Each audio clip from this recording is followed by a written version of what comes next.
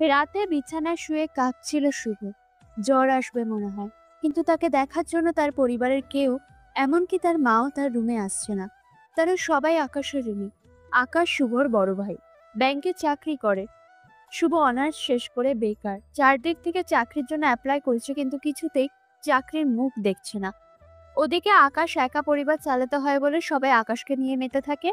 আকাশের সুখে সবাই হাসে আর দুঃখে সবাই কাঁদে। ওদিকে আরেকজন মানুষ যে এখানে আছে সে খেয়াল কারণ নেই। শুভরা 3 ভাই বোন। বোন সবার বড়, বিয়ে হয়ে গেছে, জামাই আর্মি অফিসার। এরপর আকাশ আর পরিবারের ছোট ছেলে শুভ। রাত প্রায় 10টা, এখনো কেউ আসলো না। হয়তো তাদের ডিনার শেষ, শুভকে ডাকার প্রয়োজন মনে করেনি। হয়তো একজন না খেলে কিছুটা অন্তত আয় হবে, এটা সব সময় বলে মিলি। মিলি আকাশের বউ। সব সময় আকাশের কানে শুভর নামে বিষ ঢালে। শুভ সেটা বুঝতে পারলেও কিছু করার নেই। রাত প্রায় 12টা, জ্বরে গা পুড়ে যাচ্ছে, নিঃশ্বাস ভারী হয়ে আসছে। কোনো মতে ফোনটা হাতে নিয়ে জুইকে কল দিল। জুই শুভর গার্লফ্রেন্ড, তবে বর্তমানে গার্লফ্রেন্ড বললে ভুল হবে। শুভ টেনে টুনে সম্পর্কটা রেখেছে। জুই একরকম বাধ্য হয়ে সম্পর্কটা রেখেছে। জুই তখন ঘুমিয়ে পড়েছে।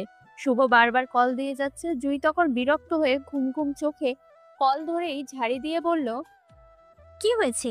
এত রাতে ফোন দিয়েছো কেন? জুই, আমার না খুব জ্বর উঠেছে, কথা বলতে পর্যন্ত পারছি না। জ্বর উঠেছে, ডক্টর দেখাও, ওষুধ খাও। তুমি আমাকে কেন কল দিয়েছো? তোমাকে খুব দেখতে ইচ্ছে করছে, প্লিজ একবার ভিডিও কলে আসো। এত রাতে তোমার ঢং আমি দেখতে পারবো না। আমার অনেক ঘুম পাচ্ছে, আমি ফোন রাখছি। বলে জুই ফোনটা রেখে দিল আর শুভ চুপচাপ শুয়ে রইল। কোনো মতে রাতটা কাটিয়ে পরের দিন সকালবেলা বিছানায় বসেছিল। সন্ধ্যা থেকে বের না হওয়ায় শুভর মা তার কাছে আসে। এসে এই অবস্থা দেখে জিজ্ঞেস করে, কি রে শুভ, তোর কি হয়েছে? কাল থেকে রুম থেকে বের হচ্ছিস না যে, রুমটাও কি নষ্ট করে দিবি? শুভর জ্বরে প্রচন্ড মাথা ব্যথা করছিল, কিন্তু এই অবস্থায় নিজের মায়ের মুখ থেকে এমন একটা কথা শুনে শুভর মরে যেতে ইচ্ছে করছিল। সে চুপচাপ কান্না করতে লাগলো। কি রে, ঢং করছিস কেন? তাড়াতাড়ি উঠে আয়, ব্রেকফাস্ট করে আমাকে উদ্ধার কর। শুভ তখন আস্তে আস্তে উঠে ওয়াশরুমে গিয়ে ফ্রেশ হতে নিল। সেখানেই সেন্সলেস হয়ে পড়ে যায়। ওদিকে শুভর মা গিয়ে ব্রেকফাস্ট নিয়ে রেডি হয়, কিন্তু শুভ না আসায় রাগ করে নিজের রুমে চলে যায়। দুপুরের দিকে শুভর জ্ঞান ফিরে এসে তাকিয়ে দেখে সে যেখানে সেন্সলেস হয়ে পড়েছিল সেখানেই শুয়ে আছে। তার জন্য কেউ একটাবার খোঁজ করতে আসেনি। শুভ তখন মনে মনে ভাবলো, আচ্ছা, সত্যি কি জীবনটা শুধু টাকার উপর নির্ভরশীল?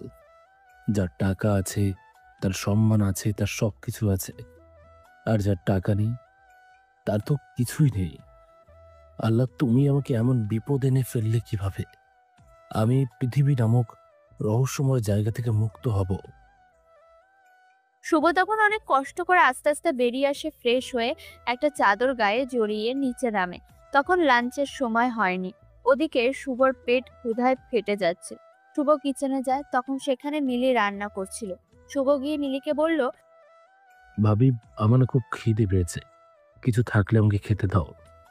মিলি শুভর কথা জবাব দেয় না, একটা মুখ ভেঙচি দিয়ে দেয়। মিলি রেগে শুভর দিকে তাকিয়ে বলে, নবাব এসেছে, তাকে যখন ইচ্ছে খাবার দিতে হবে। সকালে ব্রেকফাস্টের সময় কোথায় ছিলে? সারাদিন ঘুমাও আর খাও, আর কি কোনো কাজ নেই? আমি কাজ করছি, এখন আমি খেতে দিতে পারবো না। একটু পর লাঞ্চের সময় আসবে, তখন খাবে। এখন গিয়ে আপনার রাজ সিংহাসন সামলান। শুভ তখন মুচকি একটা হাসি দিয়ে বেরিয়ে যায়। সে জানতো এমন কিছুই হবে। বাইরে আসে, তখন জুই কল দিয়ে বলে দেখা করতে। শুভ আস্তে আস্তে হেঁটে জুইয়ের কাছে গেল। জুই তখন একটা পার্কে বসেছে। শুভকে দেখে জুই শুভকে জিজ্ঞেস করলো, শুভ, তোমার জ্বর কমেছে? হ্যাঁ, কিছুটা কমেছে। তাহলে তোমার এই অবস্থা কেন? ভালো লাগছে না, তাই ঘুরে বেড়াচ্ছি। তাহলে চলো আমরা কোথাও থেকে ঘুরে আসি। শুভ কিছুটা রেগে তখন বলল, তুমি জানো আমার কাছে টাকা নাই, এরপরও কেন বারবার এসব বলে আমাকে ছোট করো? তুমি কি বলতে চাইছো আমি তোমাকে ছোট করি বারবার? হ্যাঁ, তা নয় তো কি? তুমি ইচ্ছে করে বারবার এরকম বলো। ঠিক আছে, আমি যখন ইচ্ছে করে বলেছি, তাহলে তুমি যে বলে না তার কাছে যাও। এখানে আসছো কেন? আচ্ছা ঠিক আছে, এসব বাদ দাও। না, এটা বাদ দেওয়ার বিষয় না। জুই দেখো, আমি রাত থেকে কিছুই খাইনি, সারাদিন থেকে না খেয়ে আছি। প্লিজ এরকম বলো না। কেন? রাত থেকে তোমাকে খেতে দিইনি? নিজের ইচ্ছেই খাওনি, আবার বলছো খাইনি? নিজের দোষ করে বারবার অন্যের গায়ে দোষ চাপানো, তাই না? ঠিক আছে, এখন আমি যাই, কালকে দেখা করব। এই দাঁড়াও, এই টাকাগুলো নাও, রাস্তায় কিছু খেয়ে নিও। শুভর দিকে 500 টাকা এগিয়ে দিয়ে বলল জুই। শুভ তখন তার তাচ্ছিল্যের একটা হাসি দিয়ে বলল, আমি টাকাগুলো দিয়ে কি করব? আর তোমাকে আমি কিছুই জীবনে দিতে পারিনি, এর মধ্যে আবার তোমার কাছ থেকে টাকা নেব? ঢং করলে কিন্তু টাকাটা আবার নিয়ে নেব। বলছি নিতে নিয়ে নাও। শুভ তখন টাকাগুলো নিয়ে চলে আসলো। রাস্তায় এসে খেয়ে দিয়ে বাড়ি গেল। জীবনে তো তার একটা চিন্তা, সবাই ভুল বুঝলো তার মা তাকে ভুল বোঝার কথা না, কিন্তু সেই মাও তাকে রোজগার করে না বলে দিনের পর দিন অবহেলা আর অপমান করে গেছেন। মাঝে মাঝে তার ইচ্ছে করে চিৎকার করে কাঁদতে, কিন্তু পারে না। পরের দিন তার বন্ধু পরিচিত একটা অফিসে ইন্টারভিউ ছিল, সেখানে যাওয়ার জন্য প্রস্তুত হবে, তাই পরের দিন সকাল হতেই জুইকে কল করলো। হ্যালো, কি দরকার? তাড়াতাড়ি বলো, আমার একটা কাজ আছে। জুই, আমি একটা চাকরির ইন্টারভিউ দিতে যাচ্ছি, দোয়া করো যাতে চাকরিটা হয়ে যায়। চাকরিটা হয়ে গেলেই তোমাকে আমার করে নিয়ে আসবো সারা জীবনের জন্য। আমি সেই আশায় থাকতে থাকতে বুড়ি হয়ে যাব, কিন্তু তোমার চাকরি আর হবে না। চাকরিতে যাচ্ছ ভালো কথা, সুন্দর করে সব কিছু ইন্টারভিউ দেবে যাতে চাকরিটা হয়ে যায়। এবার যদি চাকরি না হয় তাহলে কিন্তু তোমার খবর আছে। শুভ তখন মুচকি হেসে ফোনটা রেখে বেরিয়ে গেল। তাকে এভাবে বেরিয়ে যেতে দেখে আকাশ তার মাকে বলল, মা, শুভ কোথায় যায়? দেখে তো মনে হলো কোনো একটা চাকরি ইন্টারভিউ দিতে যাচ্ছে। সিভি সার্টিফিকেট সবকিছু হাতে নিয়ে। হবে হয়তো, কিন্তু এসব নিয়ে তো ও মাঝে মাঝেই বেরিয়ে যায়। কিন্তু কোথায় চাকরি কি আর হয়? ও চাকরির ইন্টারভিউয়ের নাম করে কোথায় না কোথায় যাই। ওকে এভাবে বসিয়ে খাইয়ে খাইয়ে তোমরা অলস বানিয়ে দিচ্ছ। কয়েকদিন না খেতে দিলেই দেখবে নিজে নিজেই দৌড়ে চাকরি খুঁজে নেবে।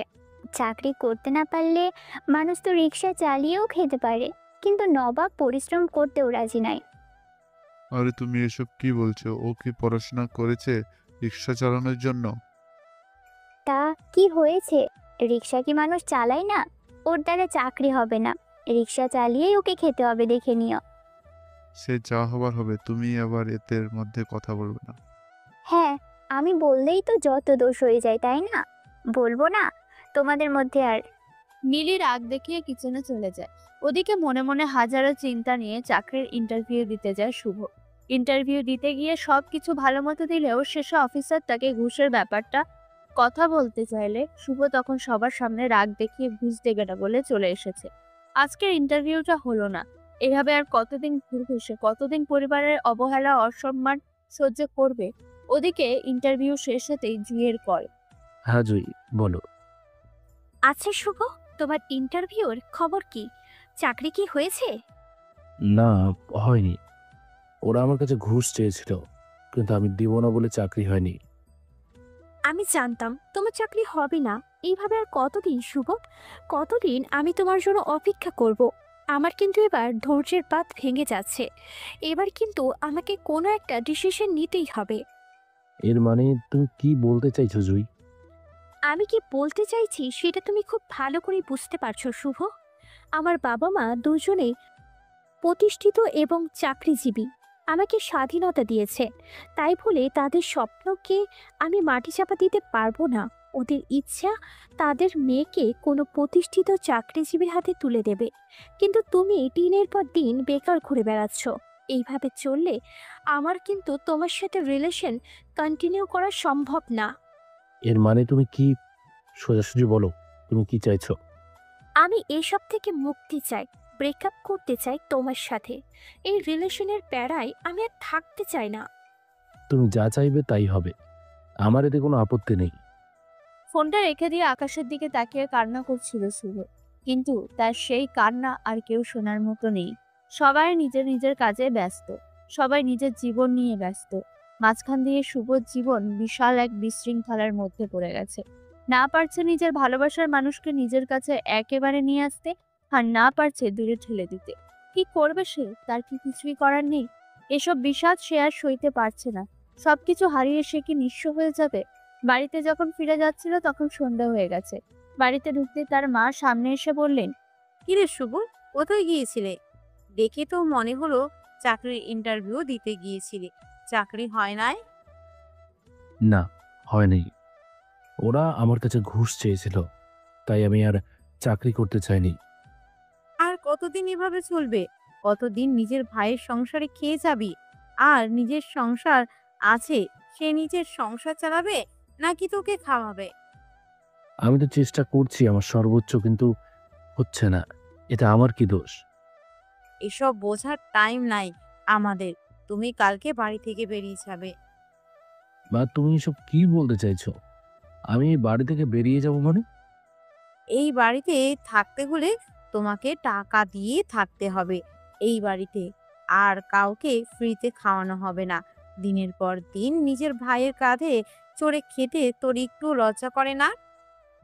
ঠিক আছে, তোমরা যখন চাইছো আমি এই বাড়িতে আর না থাকি, তাহলে চলে যাচ্ছি এই বাড়ি ছেড়ে, তোমাদের ছেড়ে। বলেই শুভ ফিরে যায় বাইরের দিকে। কিচেনের বাইরে দাঁড়িয়ে সবকিছু দেখছিল মিলি। শুভকে এমন ভাবে সে বাইরে যেতে দেখে কিছুটা শান্তির নিঃশ্বাস ফেলে। তার শাশুড়ির কাছে তারপর দৌড়ে এসে বলে, এতদিন পর একটা কাজের কাজ করেছেন আম্মু। এখন দেখবেন ও চাকরি ম্যানেজ করে তারপর বাসায় ফিরবে। তাই যেন হয়। কিন্তু যদি রাগ করে সত্যি সত্যি চলে যায় তখন কি হবে? আরে চিন্তা করবেন না আম্মু, কুকুরের লেজ কোনোদিনও সোজা হয় না। এমনিতেই দেখবেন রাতের মধ্যে সেই টেবিলে এসে বসে গেছে। সত্যি তো চেষ্টা করেছিল, কিন্তু আমি ওকে বের হতে বললাম কেন? আমি মনে হয় একটু বেশি বলে ফেলেছি ওকে, তাই না বৌমা? না মা, আপনি একটুও বেশি বলেননি। ওর যতটুকু প্রাপ্য ছিল ততটুকুই বলেছেন। এখন আপনি ভিতরে আসুন, আমি আপনার জন্য চা নিয়ে আসছি। ওদিকে শুভ বাইরে গিয়ে রাস্তার পাশে হাঁটছিল, কিন্তু কোথাও কিছু নেই। চারিদিকে শুধু অন্ধকার। সেই অন্ধকারে হারিয়ে যাচ্ছিল শুভ। কান্না করছিল সে, কান্না করছিল আর হাঁটছিল। চারদিকটা যেন তার বিরোধী, এমনকি প্রকৃতিও। হঠাৎ করে ঝুমঝুম করে বৃষ্টি নামলো। শুভ দৌড়ে গিয়ে একটা ছাউনির নিচে আশ্রয় নেয়। সেখানে একটা টুল রাখা ছিল। শুভ সেটাতে বসে পড়ল। রাত তখন প্রায় 12টা। বৃষ্টি থামলো, তবে ঘন অন্ধকার। চারদিকে শুধু ঝিঝি পোকার ডাক শোনা যাচ্ছে। শুভ মনে মনে ভাবলো, আমার তো যাওয়ার আর কোনো জায়গা নেই। আজকে রাতটা এখানেই থেকে যাই, কাল সকালে যা হবার হবে। হায় রে পৃথিবী! শুভ সেখানেই বসে রইল। মশা কামড়াচ্ছিল প্রচন্ড পরিমাণে, কিন্তু সে মশাগুলোকে তার বন্ধু ভেবে তাদের সাথে আনমনে কথা বলে যাচ্ছিল। এরকম উন্মাদের মতো করছিল সে। দেখতে দেখতে রাতটা কেটে গেল। ভোরের আলো চারদিক থেকে ফুটতে শুরু করেছে। ফজরের আজান হচ্ছে বিভিন্ন মসজিদে। শুভ উঠে হাঁটতে শুরু করলো। পেট ছিঁড়ে যাচ্ছে ক্ষুধায়, কিন্তু পকেটে টাকাও নেই। শুভ আনমনে হেঁটে বেড়াচ্ছিল। সকালে স্নিগ্ধ বাতাস গায়ে লাগতেই কিছুটা প্রশান্তি অনুভব করলো। ফোনটা হাতে নিয়ে জুঁইকে কল করলো, কিন্তু নাম্বার ব্যস্ত, হয়তো তাকে ব্লক করে দিয়েছে। শুভ জুঁইয়ের বাসার দিকে হেঁটে যাচ্ছিল। জুঁই তখন নিজের বাবার পছন্দ করা ছেলের বাড়ির লোকজনের সামনে যাওয়ার জন্য প্রস্তুত হচ্ছিল। শুভকে জানালা দিয়ে আসতে দেখে জুঁই লাফ দিয়ে বাড়ি থেকে বেরিয়ে নিচে আসে। তাড়াতাড়ি নিচে এসে শুভ সামনে দাঁড়ায়। শুভ তখন জুঁইকে এভাবে আসতে দেখে জিজ্ঞেস করে, জুই, তুমি কোথাও যাবে নাকি? এভাবে সেজেছো কেন? শুভ, তোমাকে না বললাম তোমার সাথে আমার ব্রেকআপ। আমি তোমার সাথে কোনো রিলেশনে নেই, থাকতেও চাই না। আমি আমার বাবার পছন্দ করা ছেলেকে বিয়ে করব। আর আজ তারা আমাকে দেখতে আসে। তুমি প্লিজ এখান থেকে চলে যাও। জুঁইয়ের কথায় শুভর মাথায় যেন বাজ পড়লো। কিছুটা অবাক হয়ে কান্না মিশ্রিত কণ্ঠে বলল, জুই, তুমি এসব কি বলছো? যা বলছি ঠিকই বলছি। তোমার সাথে আমার রিলেশন কন্টিনিউ করা সম্ভব না। জুই, তার মানে ওই দিন তুমি সত্যি সত্যি বলছিলা এসব কথা? হোয়াট? তোমার কি মনে হয়েছিল আমি তোমার সাথে ইয়ার্কি করছি? শুভ তখন কান্না করতে করতে বলল, জুই, তুমি প্লিজ এরকমটা করো না। আমি তোমাকে ছাড়া বাঁচবো না। প্লিজ তুমি এই বিয়েটা ভেঙে দাও। সম্ভব না শুভ। আমি আমার বাবাকে কথা দিয়ে ফেলেছি, তার পছন্দের ছেলেকে বিয়ে করব। তাই এই বিয়ে ভাঙা সম্ভব নয়। আর তোমাকে আমি অনেক সময় দিয়েছি, আর নয়। তাহলে আমার কি হবে? তুমি চাকরি করো, চাকরি করে ভালো একটা মেয়ে দেখে বিয়ে করে নিও। কি বলছো এসব? এভাবে আমাদের সবকিছু শেষ হয়ে যাবে জুই। আমাদের কি কিছুই করার নেই? প্লিজ তুমি কিছু একটা করো। আমি এই বাসের ভেতরেই চাকরি ম্যানেজ করব। তোমার এই 1 মাস আমার মৃত্যু পর্যন্ত মনে হয় পূর্ণ হবে না। তাই তোমাকে যেটা বলছি সেটা করো। এখান থেকে চলে যাও আর আমাকে আমার মতো থাকতে দাও। না, আমি যাব না। যতক্ষণ পর্যন্ত না তুমি আমার কথা শুনছো, আমি এখান থেকে যাব না। শুভ, ভালো মুখে বলছি, তুমি চলে যাও এখান থেকে। না হলে কিন্তু আমি সিকিউরিটি ডাকতে বাধ্য হব। শুভ তখন তার ছেলের একটা হাসি দিয়ে বলে, বাহ, বাহ জুই, তুমি আমাকে সিকিউরিটি দিয়ে বের করে দেওয়ার হুমকি দিচ্ছ। ভালো, আমি তো পারিনি ভুলতে তোমাকে, কিন্তু তুমি এত সহজেই ভুলে গেলে আমাকে। ঠিক আছে, আমি বেরিয়ে যাচ্ছি। ভালো থেকো। বলে শুভ জুইয়ের বাড়ি থেকে বেরিয়ে আসবে। কিন্তু তার এখন গন্তব্য কোথায়? কোথায় সে যাবে? কোথায় গিয়ে কি করবে? কিন্তু তার যে এখন কিছুই করার নেই। সবকিছু তার হাতের বাইরে চলে গেছে। জীবনের নিঃসঙ্গতা তাকে প্রতি মুহূর্তে জ্বালিয়ে পুড়িয়ে শেষ করে দিচ্ছিল। সেই নিঃসঙ্গতার মাঝে একটি ছোট্ট প্রদীপ ছিল, তার নাম জুই। আজ সেই প্রদীপটাও নিভে গেছে। এখন কি করবে শুভ? অন্ধকারে হারিয়ে যাবে সে। সেই অন্ধকার হয়তো তাকে গ্রাস করবে। শুভ তখন রাস্তা দিয়ে হাঁটছিল, হঠাৎ করে উল্টে পড়ে যায় রাস্তায়। হয়তো দুদিন থেকে না খেয়ে থাকার কারণে এরকম অবস্থা হয়েছে। শরীর একদম দুর্বল হয়ে গেছে, হাঁটারও পর্যন্ত শক্তি নেই। শুভ আবার ঘুরে দাঁড়ায়, অনেক কষ্ট করে উঠে একটা খোলা মাঠে গিয়ে বসে। জীবনের আসল মানেটা আমরা প্রায় ভুলে যাই। জীবন মানে না শুধু ভোগ ভোগ বিলাস। জীবন হচ্ছে সংগ্রাম আটকে গিয়ে আবার ঘুরে দাঁড়ানোর প্রত্যয়। আমি কিছুই বুঝলাম না এই জায়গাটা। শুভ অনেক কষ্ট করে উঠে ঘুরতে লাগলো চাকরির খুঁজে। যখন বুঝতে পারলো তার দ্বারা চাকরি সম্ভব না, তখন নিজের পকেটে ফোনটা বিক্রি করে দিল। এই ফোন দিয়ে আর কি হবে? না আছে কোনো আত্মীয়, না আছে কেউ। তাহলে কাকে ফোন দেবে সে? এর চেয়ে ফোনটা বিক্রি করে দুদিন চলাই ভালো। শুভ ফোনটা বিক্রি করে প্রথমে খেয়ে নিল, কিন্তু সমস্যায় পড়লো এই বিষয় নিয়ে। ফোন বিক্রি করে হয়তো 4-5 দিন বিলাসিতা করে কেটে যাবে, কিন্তু তারপর কি? গন্তব্য কোথায়? কোথায় থাকবে? রাতে মাথা গোঁজার ঠাঁই বা কোথায় হবে তার? শুভ হাঁটতে হাঁটতে একটা অফিসে গেল, কিন্তু সব জায়গায় নিরাশ হয়ে ফিরল। শেষ পর্যন্ত সিদ্ধান্ত নিল কোনো ব্যবসা করবে, কিন্তু ব্যবসার জন্য তো পুঁজির প্রয়োজন। তার কাছে ফোন বিক্রি করে সব খরচ শেষে 7,000 টাকা আছে। শুভ গিয়ে একটা বাসা ভাড়া নিতে যায়। বাসার সামনে গিয়ে কলিং বেল বাজাতে এক অতীব সুন্দরী মেয়ে এসে দরজা খুলে জিজ্ঞেস করলো, কে আপনি? কি চান? আসলে আমি রহমান সাহেবের সাথে দেখা করতে এসেছি। জি, উনি আমার বাবা। কি দরকার আমাকে বলুন। আসলে ওনার একটা বিজ্ঞাপন আপনাদের বাড়ির সামনে দেখে এসেছি। উনি মনে হয় ওনার একটা রুম ভাড়া দেবেন। আমি বিজ্ঞাপনে দেওয়া নাম্বারে কল দিয়েছি, বাট বন্ধ। আরে, ওটা তো আমি মজা করে বাড়ির সামনে লাগিয়েছি। আপনি ওই রুম নিয়ে কি করবেন? ওটা তো মানুষ থাকার মতো অবস্থায় নেই। রহমান সাহেব মেয়েকে কারোর সাথে কথা বলতে দেখে এগিয়ে এলেন। এসে শুভকে দেখে জিজ্ঞেস করলেন, এই ছেলে, কে তুমি আর এখানে কি চাও? আসলে আঙ্কেল, আমি আপনাদের বাসার সামনে একটা লিফট লাগানো দেখলাম। একটা রুম ভাড়া দেওয়া হবে, ওটাই ভাড়া নেওয়ার জন্য এসেছি। রহমান সাহেব নিজের মেয়ের দিকে কিছুটা কঠিন চোখে তাকিয়ে বললেন, রিহা, আমি তোকে না করেছিলাম এরকম মজা না করতে, কিন্তু তুই আমার কথা শুনলি না। এখন দেখ ছেলেটা যে চলে আসলো। রিহা তখন অপরাধীর স্বরে বলল, আমি জানতাম বাবাই, আমাদের স্টোর ভাড়া নেওয়ার মতো মানুষ আছে। আঙ্কেল প্লিজ, আমাকে যে কোনো রকম একটা থাকার জায়গা দিলেই হবে। দেখো বাবা, আমার মেয়েটা খুবই ছোট, ফাজিল, দুষ্টুমি করে। বাড়ির সামনে আমাদের একটা পরিত্যক্ত রুম ভাড়া দেওয়ার লিফলেট লাগাইছে। এটা নিয়ে তোমার কোনো লাভ হবে না। আঙ্কেল, আমি অনেক বড় একটা বিপদে আছি। প্লিজ, দরকার হয় আমি ফ্লোরে ঘুমাবো, কিন্তু তবুও আমার একটা থাকার জায়গা দরকার। আপনি কি ক্রিমিনাল, সন্ত্রাসী করে আমাদের বাসায় গা ঢাকা দিয়ে থাকতে চাইছেন? রিহা, আরেকটা বাজে কথা বললে থাপ্পড় দিব কিন্তু। ভেতরে যাও, আমি কথা বলছি। রিহা তখন শুভর দিকে অদ্ভুত চাহনি নিয়ে তাকিয়ে ভিতরে চলে যায়। এরপর শুভ রিহার বাবাকে সবকিছু খুলে বলে, কিন্তু রিহার বাবা কিছুটা অবাক হয়ে প্রশ্ন করেন, দেখো বাবা, এটা একরকম আমাদের স্টোর রুম। অনেক ময়লা আবর্জনা জমে আছে।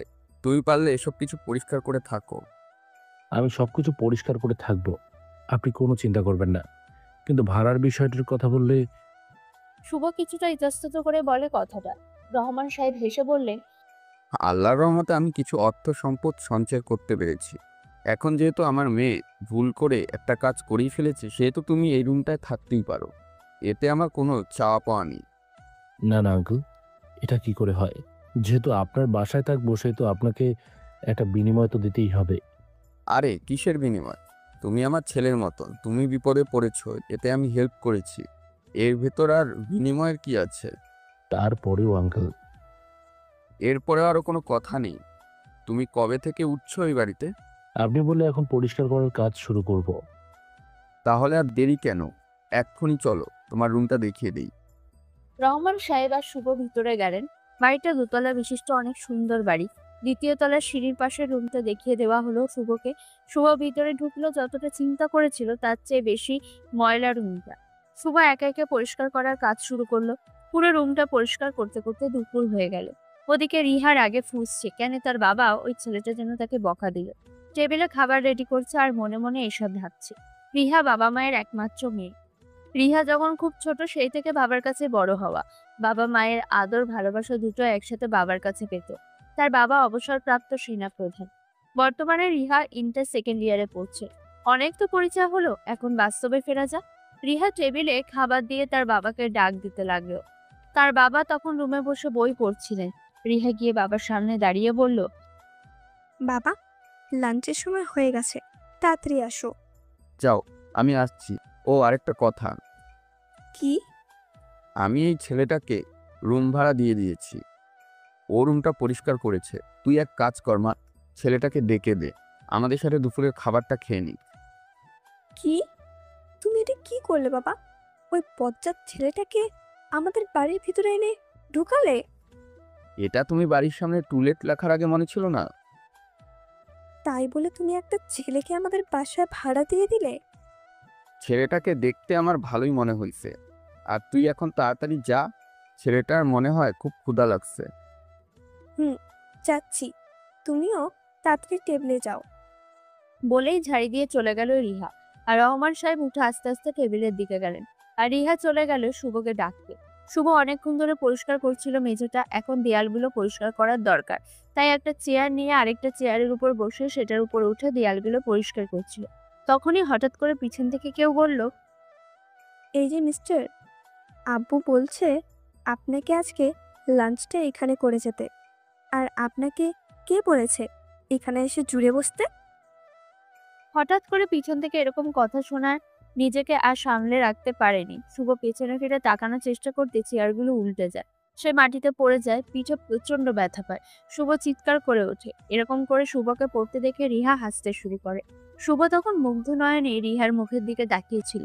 অসম্ভব সুন্দর তার হাসি, যাকে এক কথা বলে অতুলনীয়। শুভ রিহার মুখের দিকে তাকিয়ে নিজের পিঠের ব্যথার কথা ভুলেই গিয়েছিল। তখন রিহা হাসতে হাসতে বলল, এই, আপনি কি ছেলে? আপনাকে তো কোনো দিক থেকে ছেলে মনে হয় না। একটা মেয়ের কণ্ঠ শুনেই আপনি এভাবে উল্টে পড়ে গেলেন?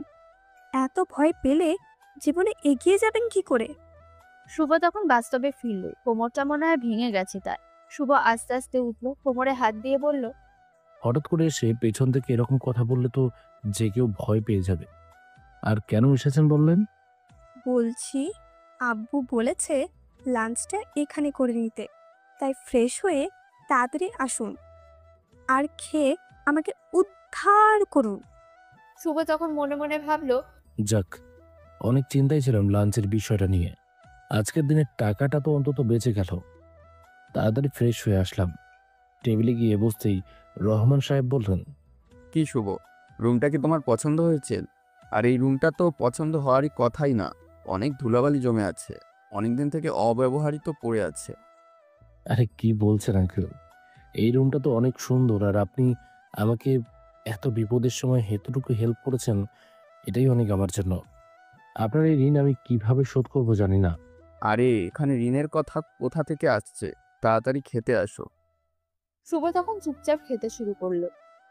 খাবার মাঝে শুভ বলে উঠলো, রান্নাগুলো কে করেছে? অনেক মজা হয়েছে। মনে হয় আন্টি করেছে। আন্টি কোথায়? আন্টিকে তো দেখছি না। কথাটা বলা মাত্রই রহমান সাহেবের মুখটা কালো হয়ে গেল। আস্তে আস্তে বলে উঠলেন, এই রান্নাগুলো আমার মেয়ে করেছে। তোমার আন্টি অনেক আগে আমাদের ছেড়ে চলে গেছে। সরি আঙ্কেল, আসলে আমি বুঝতে পারিনি, আপনার মনে কষ্ট দিয়ে ফেললাম। আরে ঠিক আছে, কোনো ব্যাপার না, তুমি খাও। এরপর শুভ চুপচাপ খেতে শুরু করলো। তাদের টেবিলের উপর দারোয়ানের মতো দাঁড়িয়ে ছিল রিহা। রিহা চুপচাপ শুধু দেখে যাচ্ছিল দুজনের খাওয়া। একটু পর রিহার বাবা বললেন, আচ্ছা শুভ, তুমি কতটুকু পড়ালেখা করেছো? আঙ্কেল, আমি মাস্টার্স শেষ করে বর্তমানে বেকার, চাকরির জন্য খোঁজ করছি। আচ্ছা, তুমি কোন বিষয় নিয়ে মাস্টার শেষ করলে? আঙ্কেল, আমি ম্যাথামেটিক্সে মাস্টার্স শেষ করেছি 2 বছর আগে। তাহলে তো খুবই ভালো। আসলে হয়েছে কি বাবা, আমার মেয়ে রিহা গণিতে খুবই দুর্বল। তুমি যতদিন পর্যন্ত চাকরি না পাও, প্লিজ আমার মেয়েকে একটু সময় করে অঙ্কগুলো দেখিয়ে দিলে খুবই ভালো হয়। শুভ তখন রিহার দিকে তাকালো। রিহা অদ্ভুত চোখে শুভর দিকে তাকিয়ে আছে।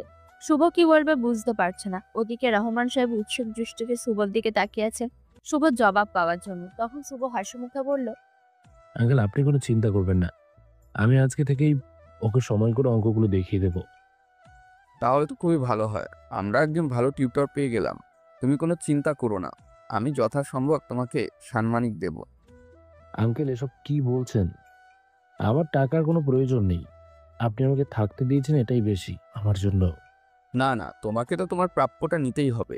আচ্ছা, তুমি যে এখন থাকবে, তোমার রান্না বান্না কে করবে? আসলে আঙ্কেল, আমি যা পারি তা দিয়েই চালিয়ে নেব, কোনো সমস্যা হবে না। একটা গ্যাস সিলিন্ডার কিনছি, ওইটাতেই রান্না করব। ওসবের কোনো দরকার নেই শুভ, আমার মেয়ে রান্না করতে পারে। আমরা দুজনই মানুষ, তুমি একজন বাড়লে কোনো সমস্যা হবে না। না না আঙ্কেল, এটা কি করে হয়? আপনি আমাকে ফ্রিতে থাকতে দিয়েছেন, আবার আমাকে ফ্রিতে খাওয়াবেন, এটা হয় না। আর আমি আপনাদেরকে এসে এমনিতেই সমস্যায় ফেলে দিয়েছি। আরে কিসের সমস্যা? তোমাকে কে বলেছে ফ্রি খাওয়াবো? তুমি রিহাকে টিউশন করিয়ে যা টাকা পাবে তার অর্ধেকটা আমি রেখে দেব, তাহলেই তো হয়ে যাবে। শুভ আর না করতে পারলো না। তারা অবশ্য রান্নাবান্না জানা নেই। বিনামূল্যে এভাবে এত মজার মজার খাবার খেতে পারলে ক্ষতি কি? দুদিনে শুভর সাথে তার বাবার এত ভাব দেখে জ্বলে পুড়ে শেষ হয়ে যাচ্ছিল রিহা। মনে মনে রিহা ভাবছিল, এই ছেলেটা একদিনে এসেই বাবার সাথে এত ভাব জমিয়ে নিয়েছে, না জানি পরে আর কি না কি করবে। আর আমার বাবাও হয়েছে, একজন সুন্দর করে কথা বলল তার সাথেই সব শেয়ার করে দিবে। কোন দিন জানি নিজের মেয়ের জামাই বানিয়ে দেয় আজও। শুভ খাওয়া দাওয়া শেষ করে নিজের রুমে গেল। রুমে গিয়ে সবকিছু গুছিয়ে একবার বাইরে গেল কিছু কেনাকাটা করার জন্য। বাড়ি থেকে কিছুই নিয়ে বের হয়নি সে। এখন কয়েকটা জামা কাপড় কিনে সাথে একটা দোকান থেকে অল্প টাকা একটা পুরনো স্মার্টফোন কিনে তাতে পুরনো ফোন থেকে খুলে রাখা সিম কার্ড আর মেমোরিটা সেট করে ফিরে আসলো রিহাদের বাড়িতে। সন্ধ্যা হয়ে গেছে। শুভ তখন রুমে বসে বোর হচ্ছিল। কিছুই ভালো লাগছিল না। ফোন থাকলে অবশ্য ফোনটা টিপে কিছু সময় পার করা যেত, কিন্তু এখন যে ফোনটা কিনেছে তা দিয়ে শুধু ফোন কল আর সামান্য মিউজিক শোনা ছাড়া তেমন বড় কিছু করা সম্ভব না। একটু পর বুঝতে পারলো দরজার বাইরে কেউ একজন এসেছে। শুভ তাকালো, দেখতে পেল রিহা হাতে চায়ের কাপ নিয়ে এসেছে। চাটা শুভর দিকে এগিয়ে দিয়ে বলল, এই নিন, চাটা খেয়ে নিন। আর আপনাকে একটা কথা বলি, শুনেন। আমার কথা যদি না শোনেন তাহলে কিন্তু খুব খারাপ হবে। শুভ কিছুটা অবাক হয়ে প্রশ্ন করলো, কি কথা বলো? আপনি এখন চাটা শেষ করে সুন্দর মতো বাবার কাছে গিয়ে বলবেন আপনি আমাকে পড়াবেন না। আপনার পক্ষে আমাকে পড়ানো সম্ভব নয়, আপনার কাজ আছে। কেন? আমি আঙ্কেলকে কথা দিয়ে ফেলেছি তোমাকে পড়াবো, আর তুমি পড়তে চাইছো না কেন? আর একটা কথা বললে কিন্তু খুন করে দেবো। আমার এইসব পড়াশোনা ভালো লাগে না, তাই যেটা বলছি শুনেন, তাড়াতাড়ি যান, না হলে কিন্তু অনেক খারাপ হয়ে যাবে। আমি বলবো না, যা পারো করে নাও, আমি আঙ্কেলকে কথা দিয়ে ফেলেছি। আমি আপনার কাছে পড়বো না, ব্যাস। দেখি আপনি পারলে আমাকে পড়িয়ে দেখান। বলেই রিহা রাগ করে ও ঘর থেকে বেরিয়ে গেল। ওদিকে ড্রয়িং রুমে বসেছিলেন রহমান সাহেব। রিহাকে এভাবে রাগ করে বেরিয়ে আসতে দেখে জিজ্ঞেস করলেন, কি হয়েছে রিহা, এভাবে কোথায় যাচ্ছ? এমনি বাবা, রুমে যাচ্ছি। তাড়াতাড়ি গিয়ে পড়তে বসো, আর মাত্র 2 মাস, এরপর তোমার এইচএসসি পরীক্ষা। পরীক্ষা কিন্তু A+ পাওয়া চাই। রিহা রাগ করে গিয়ে পড়তে বসলো। ওদিকে চাটা শেষ করে ড্রয়িং রুমে আসলো শুভ। রহমান সাহেব শুভকে দেখে জিজ্ঞেস করলে, কি ব্যাপার শুভ, তুমি কি এখনো পড়াতে যাওনি রিহাকে? অনেকক্ষণ ধরেই তো অপেক্ষা করছো। ওকে আঙ্কেল, আপনি চিন্তা করবেন না, আমি এখনই যাচ্ছি। রহমান সাহেব তখন কিছুটা মলিন মুখে বললেন, মা মরা মেয়ে আমার একটু দুষ্টুমি করে, তুমি প্লিজ একটু মানিয়ে নিও। আমি ছোটবেলা থেকেই ওকে আদরে বড় করেছি, মায়ের অভাব কোনোদিনই বুঝতে দেইনি। আমার আদরে এতটা ফাজিল হয়ে গেছে, তুমি প্লিজ ওকে কিছু বলো না, মানিয়ে নিও। আরে আঙ্কেল, কোনো চিন্তা করবেন না আপনি, আমি আমার সর্বোচ্চ চেষ্টা করব। আচ্ছা ঠিক আছে বাবা, ও রুমে বসে আছে অনেকক্ষণ ধরে, তুমি যাও আর মনোযোগ দিয়ে ম্যাটটা একটু দেখিয়ে দিও, ওকে? শুভ তখন উপরে গেল। রিহার রুমের পাশে যেতে শুনতে পেল, শালা বান্দর আমাকে পড়াতে আসছে। আজ ওর একদিন কি আমার একদিন। আজ তোর এমন অবস্থা করব, তোর আর এ জীবনে কোনো মেয়েকে পড়ানোর কোনো চিন্তাই করবি না। কুত্তা, বিলাই, হনুমান, আফ্রিকান জিরাফ কোথাকার। আমাকে গালি দেওয়া শেষ হলে এবার বইটা খুলে পড়তে বসুন প্লিজ ম্যাডাম। হঠাৎ করে পিছন থেকে শুভর কণ্ঠ শুনে রিহা মনে মনে ভাবলো, বান্দরটা কি সবকিছু শুনে ফেললো? এখন আমার কি হবে? আরে, ও শুনলে আমার কি হলো? সে ভালো লাগে না। এই যে ম্যাডাম, কি হয়েছে? পড়তে বসুন। তা আমি পড়তে বসেছি নাকি চাঁদের দেশে বসে আছি দেখতেই পাচ্ছেন, বই নিয়ে টেবিলে বসে আছি। এর মানে তো আমি পড়তেই বসেছি। বারবার শুধু পড়তে বসো করছেন কেন? হয়েছে, আর যুক্তি দিতে হবে না, এখন বইটা বের করেন। কোথায় অঙ্ক দেখি তো? আমি এসব অঙ্ক পারি না, এসব আমি করতে পারবো না। আর আপনাকে কতবার বলছি আমি আপনার কাছে পড়বো না। এখান থেকে চলে যান, গিয়ে আব্বুকে বলেন আপনি আমাকে পড়াতে পারবেন না। অসম্ভব আঙ্কেল, অনেক আশা করে আমাকে বলেছেন, আমি আঙ্কেলকে না করতে পারবো না। তোমার ইচ্ছা হয় তুমি গিয়ে না করো।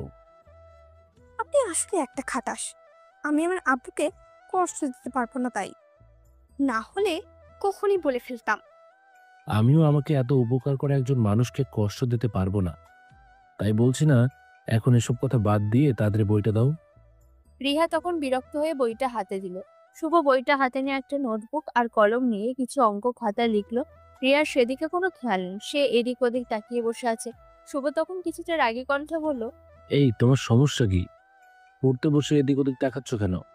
পড়ার সময় পড়ায় মনোযোগ দিতে হয়, না হলে কোনো মতেই পড়া শেখা যায় না। আমি বলছি আমি পারবো না। তুমি ভালো মুখে কথা শোনার মেয়ে না। কাল থেকে পড়াতে আসার সময় একটা বেত নিয়ে আসবো, তখন দেখবো কিভাবে না পড়ে থাকো। আপনি কি পাগল? আমি এখন ইন্টার সেকেন্ড ইয়ার স্টুডেন্ট। আমি এখনো ক্লাস 5-এর স্টুডেন্ট না যে আপনি আমাকে বেদ দিয়ে পিটাবেন। বেত দেওয়ার জন্য বয়সের প্রয়োজন হয় না, যে কোনো বয়সের স্টুডেন্টকে মারা যায়। যেই দুষ্টুমি করবে আমি তাকে মারবো। শুভর কথা রিহা কিছুটা ভয় পেয়ে বইয়ের দিকে তাকায়। শুভ একটা অঙ্ক লিখে তার সূত্র বলতে বলে রিহাকে। রিহা তখন হাসতে হাসতে বলে, এইসব সূত্র শিখে কি করব? আমি এইসব সূত্র পারি না। নোট আছে, নোট দেখে অঙ্ক মুখস্থ করে ফেলবো, এরপর পরীক্ষা দিয়ে ফাটিয়ে ফেলবো। এটাই এখনকার ছেলে মেয়েদের সমস্যা। অঙ্ক মুখস্থ করতে চাও, অঙ্কের প্রধান অস্ত্র হচ্ছে সূত্র। যদি কোনো অঙ্কের সূত্র তোমার জানা থাকে তাহলে তোমার কাছে যে কোনো অঙ্কই সহজ মনে হবে। তোমাকে আজ আর আমি পড়াবো না, আজকে এই খাতায় কয়েকটা সূত্র লিখে দিচ্ছি, কালকে এগুলো মুখস্থ করে রাখবে, কাল থেকেই তোমাকে পড়ানো শুরু করব। আমি পারবো না এইসব কিছু মুখস্থ করতে। তাহলে আর কি করার, আমি গিয়ে আঙ্কেলকে বলবো তুমি পড়তে যাচ্ছ না আমার কাছে। রিহা তখন রাগী গলায় বলল, আচ্ছা ঠিক আছে, কালকে মুখস্থ করে রাখবো। এই তো গুড গার্লের মতো কথা। এরপর শুভ বেরিয়ে যায় আর সেখানে বসে রিয়া নিজের রাগ ঝাড়ছিল। শুভ বেরিয়ে গিয়ে নিজের রুমে যায়, কিছুক্ষণ শুয়ে থাকে, এরপর আবার রুমের বাইরে এসে ছাদে যায়। আজকে আকাশে অনেক বড় একটা চাঁদ উঠেছে, কিন্তু শুভর মনে সেই অন্ধকার বিরাজ করছে, যে অন্ধকার থেকে শুভ আর হয়তো কোনোদিন উঠতে পারবে না। সে অন্ধকার হয়তো তাকে গ্রাস করে ফেলেছে। কি করবে সে? এখন তো একটা মাথা গোঁজার ঠাঁই হলো, কিন্তু এভাবে তো চিরদিনের জন্য কারোর বাড়িতে থাকা সম্ভব না। তাকে তো নিজেকে কিছু করতে হবে। নিজের পায়ে দাঁড়াতে হবে। সেটা কি করে সম্ভব? শুভ খোঁজ নিতে শুরু করলো কোথাও কি কোনো চাকরির ব্যবস্থা হয় কিনা। শুভ একের পর এক ব্যাংক এবং ব্যবসা প্রতিষ্ঠানে খোঁজ নিচ্ছিল, কিন্তু সবখানে একটাই কথা, চাকরির জন্য হয় চাকরির অভিজ্ঞতা দরকার, নয়তো ঘুষের দরকার। কিন্তু শুভর কাছে নিজের খেয়ে পড়ে বেঁচে থাকার মতো টাকা পয়সা নেই, তাহলে ঘুষের জন্য এত টাকা পাবে কোথা থেকে? শুভ কিছুটা চিন্তায় পড়ে যায়। এর মধ্যে রিহা রুমে বসে থাকতে থাকতে বোর হচ্ছিল, তাই ভাবলো একবার ছাদ থেকে ঘুরে আসি। তাই সেও ছাদের দিকে গেল। শুভ তখন নিজের ছোট্ট ফোনটা বের করে জুইয়ের একটা পিক বের করে দেখছিল। শুভ চোখ দিয়ে অজান্তেই জল গড়িয়ে পড়তে শুরু করলো। শুভ বিড়বিড় করে বলল, তুমি এভাবে আমাকে ভুলে গেলে? কিভাবে পারলে জুই? আমি তো নিজের সর্বোচ্চ দিয়ে তোমাকে আগলে রাখার চেষ্টা করেছি, কিন্তু তুমি সেই আমাকে ছেড়ে চলে গেলে। আর তোমার দোষী বা কোথায়? সব দোষ আমার। সব দোষ আমার এই কপালের। এই বেকার দেহটা নিয়ে কেন আমি এই পৃথিবীতে আসলাম? কেনই বা মানুষের কষ্টের কারণ হলাম? আমি যেদিকেই যাই সেদিকেই শুধু মানুষের কষ্টের কারণ হই। কোথাও গিয়ে কাউকে সুখ দিতে পারলাম না। আমাকে তুমি ক্ষমা করে দিও যদি তোমার সাথে কোনো অন্যায় করে থাকি। রিহা তখন ছাদে উঠে দেখলো শুভ এক কোণে দাঁড়িয়ে ফোনের দিকে তাকিয়ে কিছু একটা দেখছে।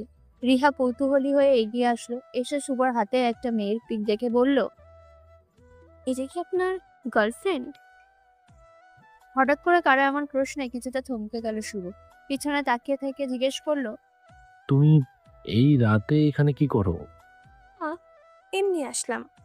আপনি কিন্তু আপনার প্রশ্নের উত্তর দেননি। কি প্রশ্ন? এই হাতের যে মেয়েটার পিক, সেটা কি আপনার গার্লফ্রেন্ড? শুভ তখন ফোনের দিকে তাকিয়ে একটা তাচ্ছিলের হাসি দিয়ে বলল, বেকার ছেলেদের জীবনে হয় নাকি? এই মেয়েটা আমার গার্লফ্রেন্ড ছিল, কিন্তু এখন আর নেই। আপনি কি বলেন? আপনার কথার আগামাথা আমি কিছুই বুঝি না। এত সব বুঝে লাভ নাই। আপনি থাকেন, আমি চলে যাই। চলে যাচ্ছেন নাকি কথা এড়ানোর জন্য পালিয়ে যাচ্ছেন? পালাবো কেন? আমি কি চুরি করেছি? মেয়েটার সাথে আমার সম্পর্ক ছিল, কিন্তু এখন আর নেই। কেন নেই সেটা একটু জানতে চাইছি। এই পৃথিবীর সবাই টাকা চেনে, সবার টাকার প্রয়োজন। পৃথিবীর যত সম্পর্ক গড়ে ওঠে সবই টাকার জন্য গড়ে ওঠে।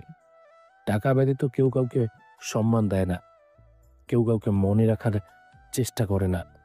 আমার চাকরি নেই, তাই ও আমাকে ছেড়ে চলে গেছে ওর বাবার পছন্দ করা ছেলেকে বিয়ে করার জন্য। তাহলে ওর সাথে সম্পর্ক করলেন কেন, যে টাকার জন্য ছেড়ে যায়? ও তো বহুদূর। আমার পরিবারের লোকেরা পর্যন্ত আমাকে ঠাঁই দেয়নি টাকার জন্য। শুধু চাকরি নেই বলে দিনের পর দিন আমাকে অপমানিত হতে হয়েছে। মানুষের দুয়ারে দুয়ারে অপমানিত হতে হয়েছে, পরিবারের প্রতিটি মানুষের পক্ষ থেকে, এমনকি আমার মায়ের পক্ষ থেকেও। আপনার জীবন তো সত্যি অদ্ভুত। আমার জীবন শুধু অদ্ভুত নয়, একটা রহস্য আমার এই জীবন। পৃথিবীতে কত সম্পর্ক গড়ে ওঠে, কত আবেগ ভালোবাসা টাকা ছাড়াই গড়ে ওঠে, কিন্তু আমার জীবনে হয়তো সেটা নেই। আমার জীবনে যা আছে সবই টাকার মোহ। টাকা ছাড়া কেউ আমাকে এক মুহূর্তের জন্য সম্মান করেনি। এই নিষ্ঠুর পৃথিবীতে সবাই স্বার্থপর, সবাই টাকার পেছনে দৌড়ায়। এই মানুষগুলোকে দোষ দিয়েও লাভ নেই। পৃথিবীতে যত কিছুই আছে সবই টাকার পাগল। আপনার ধারণা সম্পূর্ণ ভুল। পৃথিবীতে এমন কিছু মানুষ আছে যারা নিঃস্বার্থভাবে ভালোবাসে, যাদের ভালোবাসার পিছনে টাকার কোনো প্রশ্নই আসে না। একটা ধান খেতে যেমন হাজারো ধানের ভিড়ে অনেকগুলো পোকা থাকে, ঠিক এরকমভাবেই হাজারো স্বার্থলোভী মানুষের ভিড়ে কিছু নিঃস্বার্থ প্রেমিক থাকে, কিছু নিঃস্বার্থ আবেগ থাকে, কিছু নিঃস্বার্থ মানুষ থাকে যারা নিজের জীবনকে বিলিয়ে দিতে চায় অন্যের কারণে, নিজের জীবনকে হারিয়ে ফেলতে চায় অন্যের ছায়ায়। কিন্তু আমার জীবনে হয়তো তাদের দেখা হবে না। আমার জীবনে আমি যত মানুষ আছে সবাই একটাই শব্দ চেনে, টাকা। এই টাকা শব্দটা আমার জীবনকে এমনভাবে সাজিয়েছে, না পারছি আমি এই পৃথিবী ছেড়ে চলে যেতে, আর না পারছি এই পৃথিবীতে শান্তিতে বসবাস করতে। পৃথিবী থেকে চলে যাওয়া যদি সবকিছুর সমাধান হতো, তাহলে সবাই আত্মহত্যা করত। পৃথিবী থেকে চলে যাওয়া কোনো কিছুর সমাধান নয়, লড়াই করে বাঁচাই হলো সবকিছুর উপরে। তবে আপনার ক্ষেত্রে সেটা অনেকটা কষ্টদায়ক, কারণ পৃথিবীতে আমরা যতই অবহেলিত হই না কেন, নিজের পরিবারকে আমাদের পাশে পাই। কিন্তু আপনার ক্ষেত্রে আপনার পরিবার আপনার সবথেকে বড় শত্রু, আপনার সবথেকে বেশি কষ্টের কারণ। তারা আমাকে ছোটবেলা থেকে পড়াশোনা করিয়ে এত বড় করেছেন। এখন আমারও উচিত ছিল তাদের দায়িত্ব নেওয়ার, কিন্তু আমি এত বড়ই দুর্ভাগা যে আমি যেখানেই যাই সেখানেই হয়তো আমার চাকরির অভিজ্ঞতা নেই বলে চাকরি হয় না, অথবা ঘুষ দিতে পারি না বলে চাকরি হয় না। আমি ঘুষ দিয়ে চাকরি নিতে চাই না, আমি নিজের যোগ্যতায় চাকরি নিতে চাই। আপনার ধারণা সত্যি সুন্দর। দোয়া করি আপনার অনেক বড় একটা চাকরি হবে। তবে তুমি অনেক সুন্দর কথা বলো। এরকম যদি পড়াশোনা করতে, তাহলে আজ দেশের সেরা শিক্ষার্থী হতে। আপনাদের এই ঝামেলা, যে বিষয় নিয়ে কথা বলবেন সেখানেই পড়াশোনা ঢুকিয়ে দিবেন। পড়াশোনা ছাড়া কি দুনিয়ায় চলে না? এই যে দেখেন, আপনি পড়াশোনা করে কি হলো? সেই তো সবকিছু হারিয়ে নিঃস্ব হতে হলো। পড়াশোনা হলো এমন একটা জিনিস, যে জিনিস আমাদেরকে বিনয়ী করে, ভদ্র করে, সমাজে চলার উপযোগী করে তোলে। সমাজে আমরা সম্মান নিয়ে বাঁচতে পারি বা নাই পারি, সমাজের মানুষগুলোর যতই অবহেলার শিকার হই না কেন, আমাদের মনের ভেতর যে জ্ঞান বিরাজ করে তা বারবার আমাদেরকে সঠিক পথে চলার আহ্বান করে। যদি আমি মূর্খ হতাম, তাহলে এতদিনে হয়তো আমি কোনো খারাপ কাজে জড়িয়ে যেতাম, টাকা রোজগারের জন্য, অথবা চুরি করতাম, ডাকাতি করতাম। কিন্তু তা করিনি, কারণ আমার শিক্ষা আমাকে সেটা থেকে বাধা দিয়েছে। শিক্ষার মাধ্যমে আমি জানতে পেরেছি চুরি করা অপরাধ, ডাকাতি করা অপরাধ, অন্যায় কাজ করা থেকে বিরত থাকতে হবে।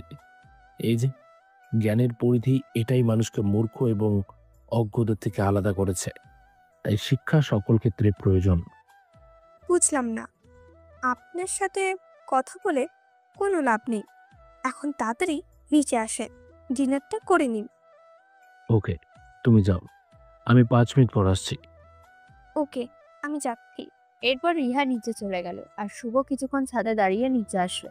শুভ অনেকটা চিন্তায় পড়ে গেছে। ডিনার করতে টেবিলে বসে কিছু খেতে পারছিল না, বারবার হাত দিয়ে ভাতগুলো নাড়াচ্ছিল।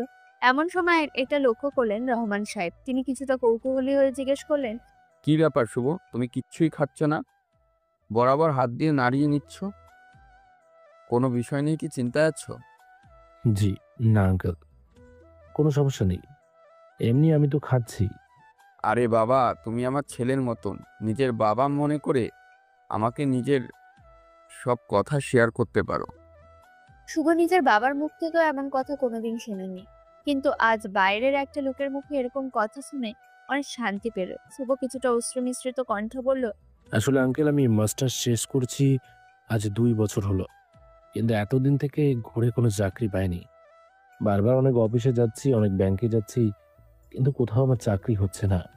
কি করবে বাবা, এখন সমাজে সবাই টাকা ব্যবহার করেই চাকরি নিচ্ছে, যার ফলে সমাজের যোগ্য মানুষদেরও চাকরিহীন থেকে যাচ্ছে। তবে তুমি চাইলে আমি একটা পরামর্শ দিতে পারি। আপনি এভাবে বলছেন কেন আঙ্কেল? আপনি যে পরামর্শ দেবেন আমি সেটাই মাথা পেতে নেব। দেখো বাবা, এখনকার সময় চাকরি পাওয়া খুবই কষ্টকর।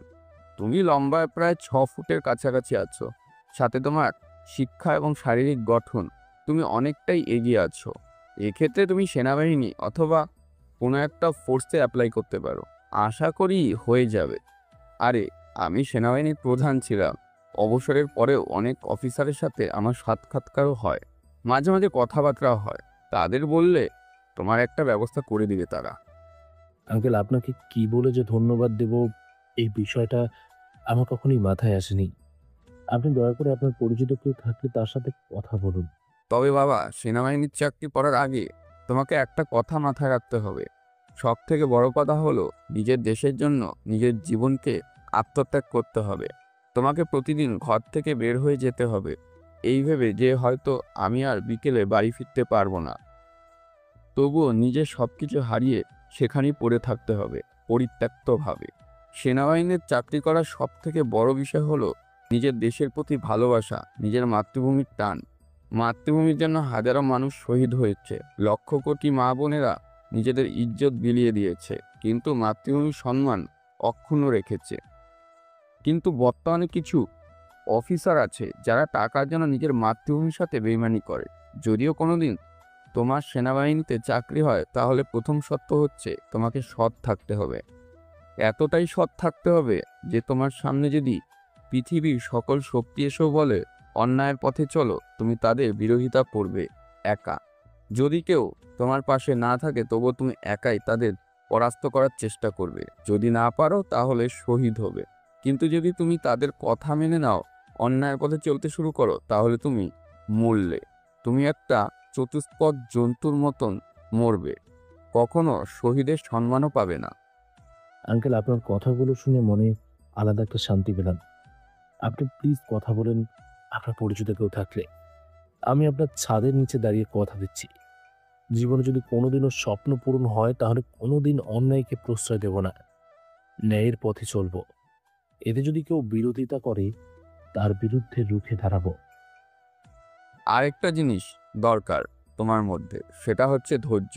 আমি যতদূর বুঝতে পারছি তুমি অন্তত ধৈর্যশীল একটা ছেলে।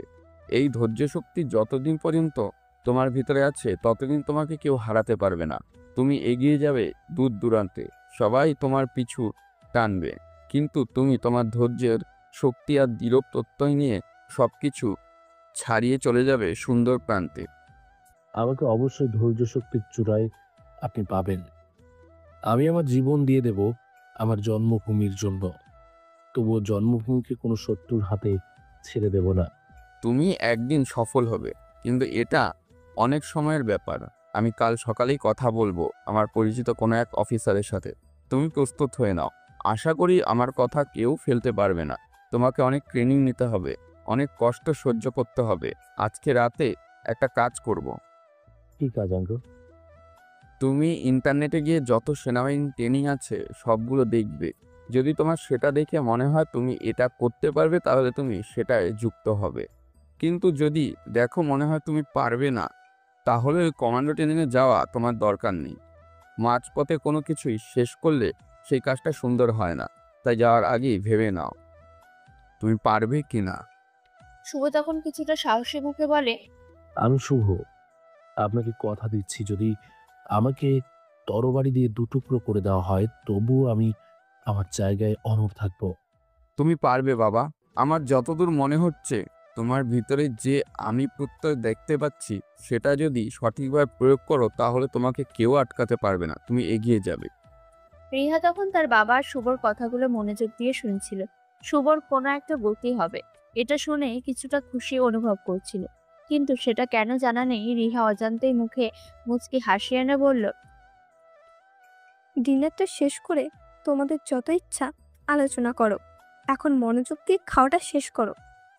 রিহার কথা শুভ আর রহমান সাহেব কিছুটা হেসে খাওয়া শেষ করলেন। খাওয়া শেষে শুভ চলে গেল নিজের রুমে। নিজের মনের মধ্যে অজানা এক অনুভূতি কাজ করছিল। সে কি পারবে সব বাধা পেরিয়ে সফল হতে, নাকি অদূরে হারিয়ে যাবে? শুভ নিজের মনের সাথে যুদ্ধ করছিল। আমি কি পারবো এত বড় দায়িত্ব নিজের কাঁধে বহন করতে? না না, আমাকে পারতেই হবে। আমি আঙ্কেলকে কথা দিয়েছি আমাকে যে করেই হোক সব বাধা পেরিয়ে সফল হতে হবে। আমাকে নিজের দেশের জন্য কিছু করতে হবে। রিহা তখন রুমে গিয়ে শুভ দেওয়ার সূত্রগুলো মুখস্থ করছিল আর মনে মনে শুভকে গালি দিচ্ছিল। শালা বান্দর, আমার বাড়িতে এসে আমাকে এত কষ্টের মধ্যে ফেলে দিয়েছে।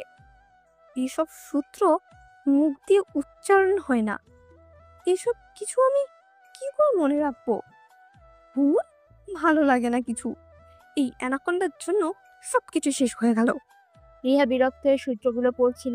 ওদিকে শুভ বিছানায় শুয়ে ছটফট করছিল। রহমান সাহেব তার জুনিয়র কমান্ডো অফিসার রাসেলকে কল দিলেন। রাসেল সাহেব এতদিন পর নিজের স্যারের কল পেয়ে কৌতূহলী হয়ে ফোন ধরে বললেন, আসসালামু আলাইকুম স্যার, কেমন আছেন? ওয়ালাইকুম সালাম। অনেক ভালো আছি, তুমি কেমন আছো? আপনাদের দোয়ায় অনেক ভালো আছি স্যার। আপনি তো অবসরের পর আর একদিনও আসলেন না। আপনার আদর্শগুলো, আপনার বলা কথাগুলো অনেক মিস করি স্যার। আমার মতে অধমকে যে তোমরা মনে রেখেছো এটাই অনেক সৌভাগ্য। রাসেল, তোমার কাছে আমার একটা অনুরোধ আছে। জি জি স্যার, আপনি এরকম বলবেন না। আপনার অবদানে এত দূর এসেছি আমি। আপনি আমাকে অনুরোধ করবেন কেন? আপনি আমাকে আদেশ করুন কি করতে হবে আমাকে। তোমার যদি সময় থাকে তাহলে কাল সকালে একবার আমার বাসায় আসতে পারবে? এই ব্যাপার স্যার, এটার জন্য আপনি এভাবে বলবেন? আপনি কোনো চিন্তা করবেন না, কাল সকালেই আমি আপনার বাসায় পৌঁছে যাব। আচ্ছা তাহলে রাখি। রাসেল, কাল মনে করে আসবে। Okay sir. রহমান সাহেব ফোনটা রেখে শুয়ে পড়লেন। পরের দিন সকালে রাসেল সাহেব আসলেন, দরজা খুলে দিলেন রহমান সাহেব। শুভ উত্তেজনায় কিছুটা অস্বস্তিতে পড়ে গেছে, মুখ দিয়ে সুন্দর মতো কথা উচ্চারিত হচ্ছিল না তার। রাসেল সাহেব এসে রহমান সাহেবের পাশে বসলেন। রাসেল, তোমার দায়িত্বের খবর কি? সবকিছু ঠিক আছে তো? আপনার দোয়ায় সব কিছু ভালোই আছে, কিন্তু আপনার পদে আমাকে বসিয়ে রেখেছে। আপনি যেরকমভাবে সব কিছু পরিচালনা করতেন সেটা আমার পক্ষে কখনোই সম্ভব না। আপনি আমার অনুপ্রেরণা স্যার। আরে সবসময় এরকম বলতে থাকো কেন? তোমার যোগ্য না থাকলে তুমি কখনো এই জায়গায় আসতে পারতে না। আমি শুধু একটা পথ মাত্র, যে পথ দিয়ে হেঁটে তুমি তোমার সফলতার চূড়ান্তে পৌঁছেছ। তবুও স্যার, আমি আপনার কাছে চিরকৃতজ্ঞ। এসব বাদ দাও রাসেল, এখন তোমাকে যে কারণে ডাকলাম সেটা শোনো। জি বলুন স্যার।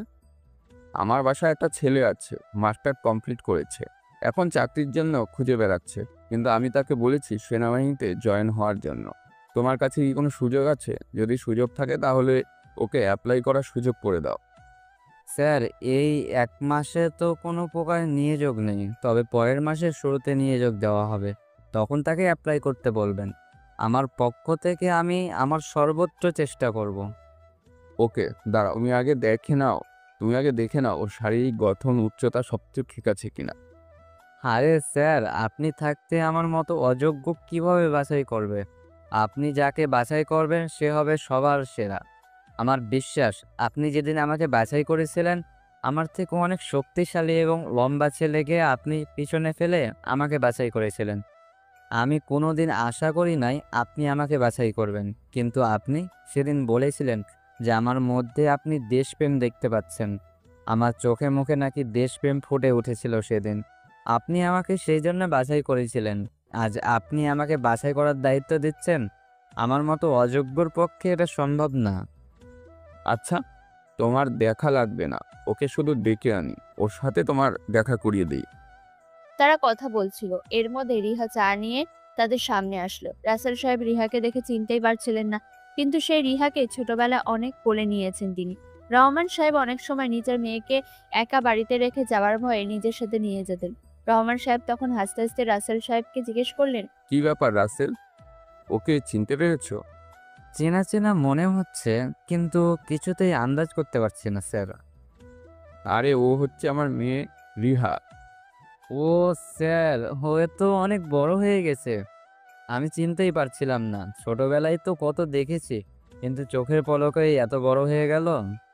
সময় তো কারো জন্য থেমে থাকে না। যখন তোমাকে সাধারণ একটা অফিসারের জন্য নিয়োগ দেওয়ার জন্য সিলেক্ট করেছিলাম, তখন আমি ছিলাম একজন সহকারী অফিসার, এরপর সেনাপ্রধান হলাম। তুমিও সহকারী অফিসার হলে, এরপর তুমি সেনাপ্রধান হলে, আমি অবসর নিয়ে নিলাম। এতদিন হয়ে গেল, এই 2 বছরের রিহা আজ 19 বছর। দেখতে দেখতে 17টা বছর চলে গেল। সত্যি স্যার, মনে হচ্ছিল এই সেদিন আপনার আন্ডারে আমি কাজ করছিলাম। দেখতে দেখতে আমরাও তো সেনাপ্রধানের দায়িত্বে 3 বছর হয়ে গেল। তা রিয়া মামনি কেমন আছো? জি, আলহামদুলিল্লাহ আঙ্কেল, খুব ভালো আছি। আপনি কেমন আছেন? আমি অনেক ভালো আছি। তখন রহমান সাহেব রিহাকে বললেন। রিহা, তুমি ওপরে যাও, গিয়ে শুভকে ডেকে নিয়ে আসো। রিহা তখন শুভকে ডাকতে উপরে চলে গেল। শুভ তখন কৌতূহলী হয়ে শুধু রুমে পায়চারি করছিল। রিহা এসে বলল, এই যে, আপনাকে আব্বু ডাকছে। আব্বুর বন্ধু এসেছে আপনার সাথে দেখা করতে। কথাটা শুনে শুভর বুকটা শুকিয়ে গেল। শুভ তখন বুকে অনেকটা সাহস জুগিয়ে নিচে আসলো। শুভকে দেখে রহমান সাহেব রাসেল সাহেবকে বললেন, রাসেল, এই হচ্ছে শুভ, আমার ছেলের মতন। ওকে তুমি তোমার সাথে নিয়োগের ব্যবস্থা করো। আমি কথা দিচ্ছি এই ছেলে একদিন তোমার জায়গা দখল করবেই। আপনি যখন বলেছেন তাহলে অবশ্যই হবে। আপনার চোখ কখনো খারাপ কিছু দেখতে পারে না। কি কিন্তু রাসেল? আসলে স্যার, ওর বয়স মনে হয় একটু বেশি। মাস্টার কমপ্লিট করে সেনাবাহিনীতে নিয়োগ পাওয়ার একটু কষ্টকর, এর জন্য কিছুটা কম বয়সে যোগ দিতে হয়। সেটা আপনি ভালো করেই জানেন স্যার। সেজন্য তো তোমাকে ডেকে নিয়ে আসলাম, যাতে তুমি ওকে হেল্প করতে পারো। তবে আমি কথা দিচ্ছি এসব কিছু ধৈর্যের সাথেই করবে। ওকে স্যার, আপনি যখন বলছেন আমি আমার সর্বোচ্চ চেষ্টা করব, যে করেই হোক ওর ব্যবস্থা আমি করব। শুভ চুপচাপ শুধু দুজনের কথা শুনে যাচ্ছিল। তখন রাসেল সাহেব শুভর দিকে ফিরে প্রশ্ন করলেন, আচ্ছা শুভ সাহেব, মনে করেন এমন একটা পরিস্থিতিতে আপনি পড়লেন যেখানে একদিকে আপনার পরিবার, আপনার সবচেয়ে প্রিয় বস্তু, আর অন্যদিকে আপনার দেশ। আপনি কোন দিকে যাবেন? অবশ্যই আমি আমার দেশের দিকে যাব স্যার। কারণ আমার পরিবার অথবা আমার প্রিয় বস্তুটা হারিয়ে গেলে হয়তো আমার একজনের হারিয়ে যাবে, কিন্তু আমার দেশকে হারিয়ে ফেলে দেশের কোটি কোটি মানুষের পরিবার, প্রিয় বস্তু হারিয়ে ফেলবে। আমার একজনের হারিয়ে ফেলাতে যদি লক্ষ কোটি মানুষের ফিরে পাওয়া হয়, তাহলে ক্ষতি কি? আমার একজনের সবকিছু হারিয়ে ফেলা। অসাধারণ, সত্যি অসাধারণ তোমার উত্তর। আমি আশা করব তুমি একদিন এদেশের সর্বোচ্চ সাহসী বুদ্ধিমান কমান্ড অফিসার হবে। আমি আমার পক্ষ থেকে সর্বোচ্চ চেষ্টা করব তোমাকে হেল্প করার। আপনাদের দুজনের আশীর্বাদ আমার সাথে থাকলে আমি যে কোনো বাধা অতিক্রম করতে পারবো। আপনাদের কাছে আমি চিরকৃতজ্ঞ। এরকম করে বলছো কেন? এটা আমার দায়িত্ব। আমার দায়িত্ব হলো সঠিক মানুষকে সঠিক পদে নিয়োগ করা। সেক্ষেত্রে আমার মনে হয় তুমি এটা সর্বোচ্চ যোগ্য ব্যক্তি। আমাকে যে যোগ্য মনে করেছেন এতে আমি গর্বিত স্যার। তখন রাসেল সাহেব রহমান সাহেবের দিকে তাকিয়ে বললেন, স্যার, আমার তো আর বসে থাকলে হবে না, এটা আপনার আদর্শ। কাজের সময় কাজ। আপনি একটা কথা আমাকে বারবার বলতেন, কাজের সময় কোনো অহেতুক গল্প না করার কথা। হ্যাঁ, অবশ্যই। আমি আমার আদর্শে চিরদিন অটুট থাকবো। তুমি তোমার দায়িত্বে চলে যাও। 1 মাস পর অবশ্যই শুভ তোমার কাছে যাবে। Okay sir. বলে রাসেল সাহেব বেরিয়ে গেলেন। আর রহমান সাহেব শুভর পিঠে হাত দিয়ে বললেন, বেস্ট অফ লাক শুভ। তোমার জন্য আমার তরফ থেকে সর্বোচ্চ শুভকামনা রইল। 1 মাস পর থেকে তুমি ট্রেনিং শুরু করবে। শুভ আর থাকতে পারলো না, আবেগের বশে রহমান সাহেবকে জড়িয়ে ধরে কান্না করে দিল।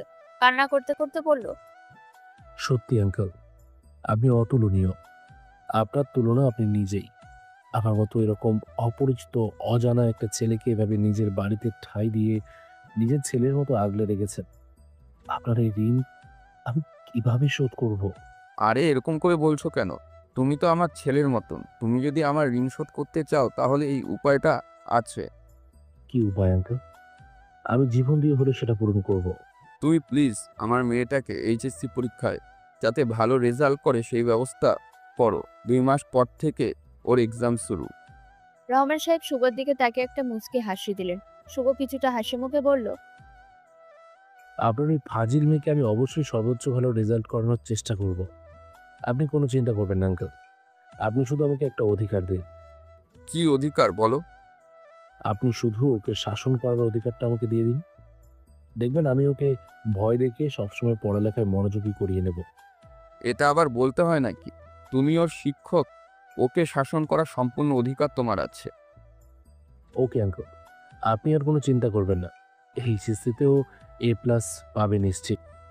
এরপর শুভ চলে যায় নিজের রুমে। বিকেলের দিকে রেহার কাছে গিয়ে বলে, কি ব্যাপার রেহা, তুমি কালকে আমার দেওয়া সূত্রগুলো কি মুখস্থ করেছো? জি, মুখস্থ করেছি। এরপর শুভ সবগুলো সূত্র একে একে ধরল। রিহা চুপচাপ সঠিক সঠিক বলল। এই তো তুমি পেরেছো। তাহলে পড়াশোনা এরকম করো কেন? এরপর শুভ একে একে কিছু অঙ্ক করালো। শুভ যখন কলম নাড়িয়ে রিহাকে পড়া বুঝিয়ে দিচ্ছিল, তখন রিহা অবাক চোখে শুভর দিকে তাকিয়েছিল। শুভ দেখতে অসম্ভব সুন্দর।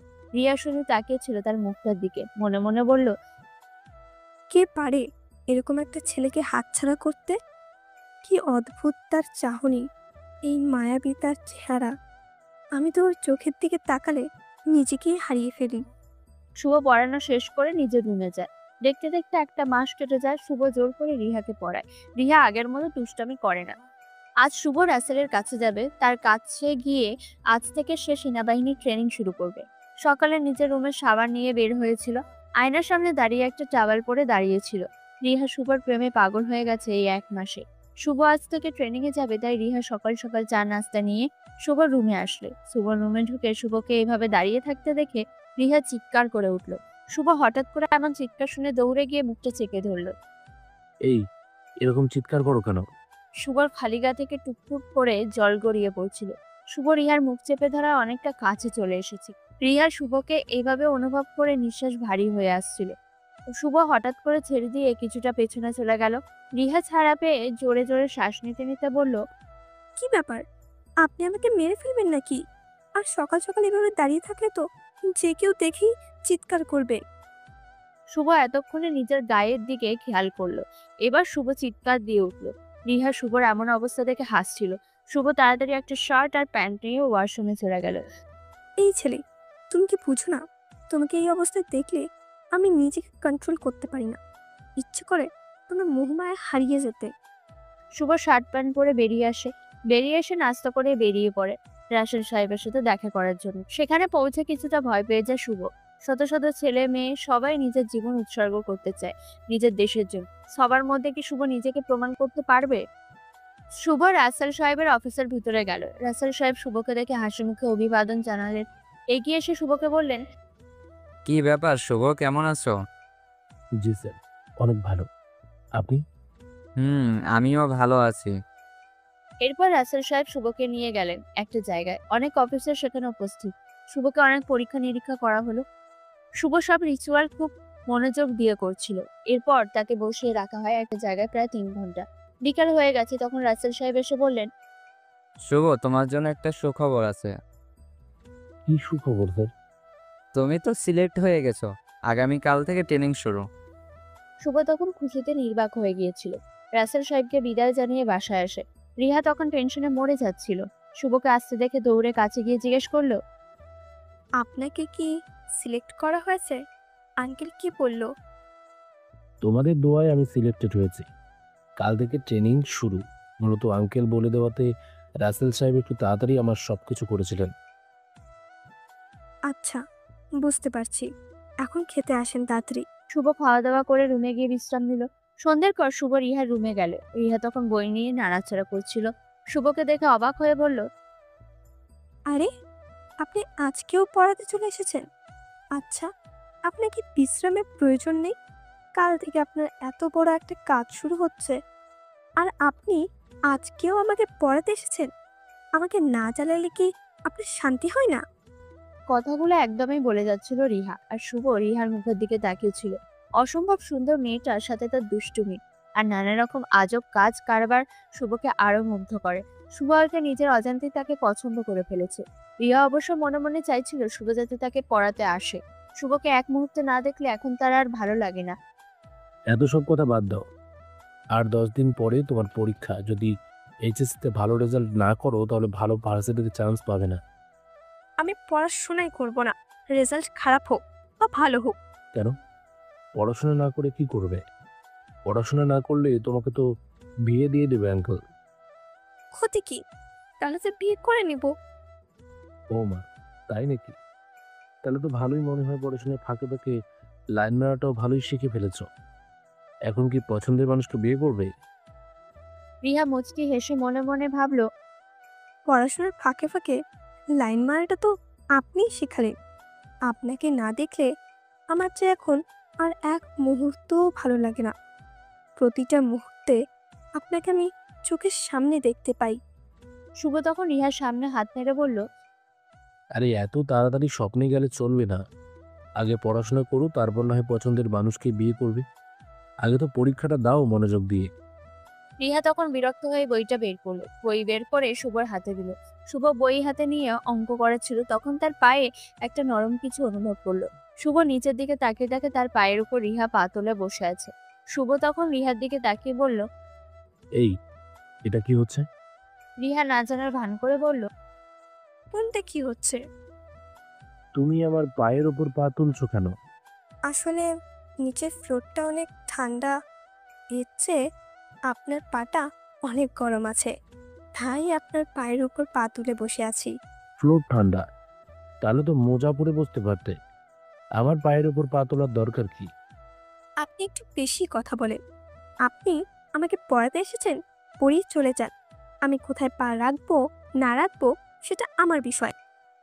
শুভ আর কোনো কথা বলল না। রিয়াও মুচকিয়ে এসে শুভর পড়ানোর দিকে মনোযোগ দিতে থাকে। শুভ পড়ানো শেষ করে নিজের রুমে চলে গেল।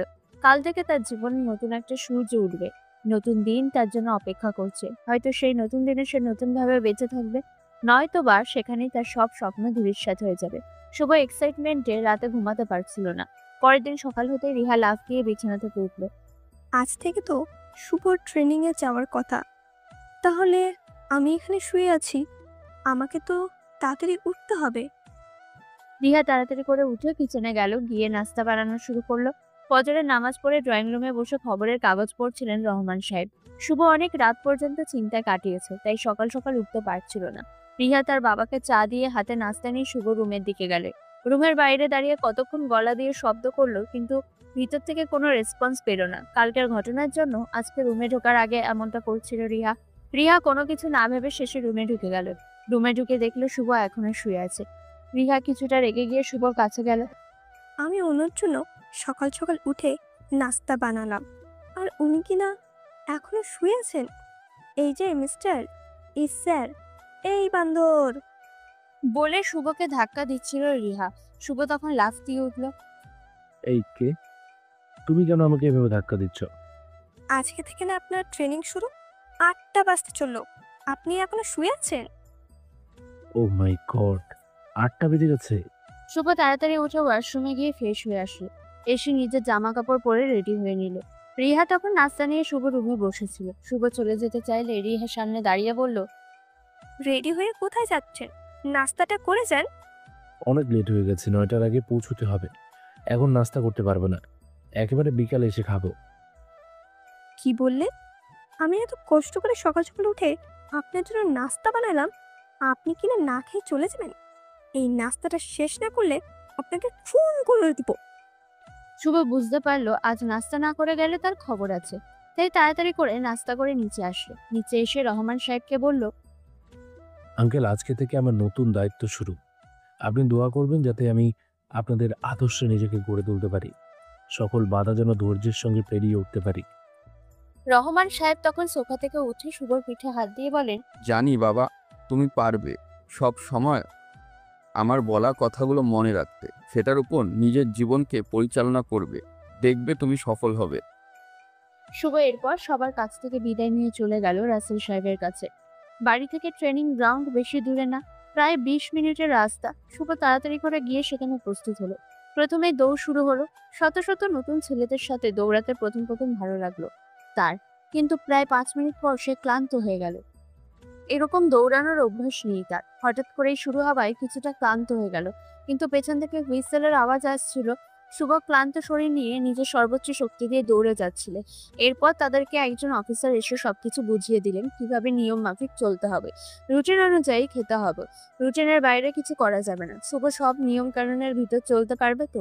শুভর মনে অদম্য এক আত্মশক্তি কাজ করছে, যে আত্মশক্তি তাকে নতুন করে প্রেরণা যোগাচ্ছিল। এরপর শুরু হলো বিভিন্ন রকম এক্সারসাইজ। শুভ পুরোটা দিন এরকম এক্সারসাইজ আর বিভিন্ন নতুন নতুন নিয়ম এবং রুটিনের মধ্য দিয়ে কাটিয়ে দিল। শুভ বিকেলবেলা রিহাদের বাসার দিকে আসলো, কিন্তু তার প্রচন্ড খিদে পেয়েছিল। দুপুরে তাদের জন্য ওখানে খাবার দেওয়া হয়েছিল, কিন্তু সেটা শুভ খেতে পারছিল না। খাবারের মেনুতে ছিল সবজি আর ভাত। শুভ এত জঘন্য সবজি জীবনেও খায়নি, কিন্তু তাকে এখন এগুলো খেতে হবে, কারণ এগুলোর ভিতরে অনেক প্রোটিন আছে, যেগুলো শরীরের ভিতরের মাসলগুলো স্ট্রং করবে। শুভ রাস্তার চারপাশে বিভিন্ন খাবারের দোকান দেখে অনেক লোভ হচ্ছিল, কিন্তু সে সবকিছু এখন খেতে পারবে না, তার জন্য ফ্যাট একেবারেই নিষিদ্ধ। শুভ সারাদিনের ক্লান্তি শেষে একরকম সেন্সলেস অবস্থায় বাসায় ফিরল। দরজা নক করতে রিহা এসে দরজা খুলে দিল। কি ব্যাপার, আপনার আজকের ট্রেনিং কেমন হলো? খুব ভালো, কিন্তু আমি অনেক ক্লান্ত, আমাকে এখন একটু বিশ্রাম নিতে হবে। ওকে, তাড়াতাড়ি ভেতরে আসেন, এসে ফ্রেশ হয়ে নিন, আমি খাবার দিচ্ছি। শুভ নিজের রুমে চলে গেল, গিয়ে ফ্রেশ হয়ে বিছানায় শুয়ে পড়ল। ওদিকে শুভর জন্য খাবার নিয়ে অপেক্ষা করছিল রিহা, কিন্তু শুভ আর নিচে আসলো না, তাই নিজেই খাবার নিয়ে শুভ রুমে গেল। এই যে, আপনি এখন খেয়ে নিন, উঠুন বলছি। রিহা, তুমি এখন যাও, আমি কিছুক্ষণ পর খাবো। আমি অনেক ক্লান্ত আজকে। না খেলে ক্লান্তি আরো বাড়বে, তাই তাড়াতাড়ি খেয়ে নিন। শুভ বুঝতে পারলো এই মেয়েকে মানানো সম্ভব না, তাই উঠে অল্প কিছু খেয়ে আবার শুয়ে পড়লো, কিন্তু তার এখন শুলে চলবে না। সন্ধে হতে রিহা রুমে গেল। রিহা অবাক হয়ে মনে মনে বলল, এই লোকটার কি শান্তি নেই? প্রত্যেকটা দিন পড়াতে আসে, নিজের শরীরে কি অবস্থা করেছে। কি ব্যাপার রিহা, তাড়াতাড়ি বই বের করো। আচ্ছা, আপনি যে এত বড় একটা জবের জন্য সিলেক্টেড হলেন, আপনি আমাকে ট্রিট দিবেন না? সে তো অবশ্যই দেব। বলো তুমি কি ট্রিট চাও? আমি যা চাইবো সত্যি তাই দিবেন তো? হ্যাঁ, তুমি যা চাইবে আমি তাই দেব। প্রমিস করছেন কিন্তু? হুম। ওকে, চলেন এখন আমাকে নিয়ে ঘুরতে যাবেন। আজকে রাতে আমরা রিকশায় করে পুরো শহরটা ঘুরবো, এরপর ডিনার করে বাসায় ফিরবো। কি পাগল হয়ে গেছো? এসব আবল তাবল বলছো? আমি কেন তোমাকে নিয়ে ঘুরতে যাব, তাও আবার এই রাতের বেলা? আর আঙ্কেল কি মনে করবে? আব্বুকে মানানোর দায়িত্ব আমার। আর আপনি কিন্তু বলেছেন আমাকে আমি যা চাইবো তাই দিবেন। এখন কি কথা রাখবেন না? প্রমিস করেছেন কিন্তু। শুভ বিশাল এক বিপাকে পড়ে গেল। কি করবে সে? শুভ তখন বাধ্য হয়ে রিহাকে নিয়ে ঘুরতে বের নিতে হলো। রহমান সাহেব এতে কোনো আপত্তি করলেন না। এটা শুভকে কিছুটা অবাক করলো। মনে মনে ভাবলো হয়তো তিনি অনেক বিশ্বাস করে ফেলেছেন তাকে। শুভ কিছুতে এই বিশ্বাসের অমর্যাদা করতে চায় না। রিকশার পাশাপাশি বসে এসব কথা ভাবছিল শুভ, তখন রিহা ধাক্কা দিয়ে বলল, এই যে এই রাতের বেলা কাকে নিয়ে এত কি ভাবছেন? রিহার ধাক্কায় শুভর হুঁশ ফিরল। শুভ বলল, কিছুই ভাবছি না। এই রাতের বেলা কেন আমাকে নিয়ে বেরোলে? এখন আমরা কোথায় ঘুরবো আন্দাজি? চলেন তাহলে আমার একটা পছন্দের জায়গা নিয়ে যায় আপনাকে।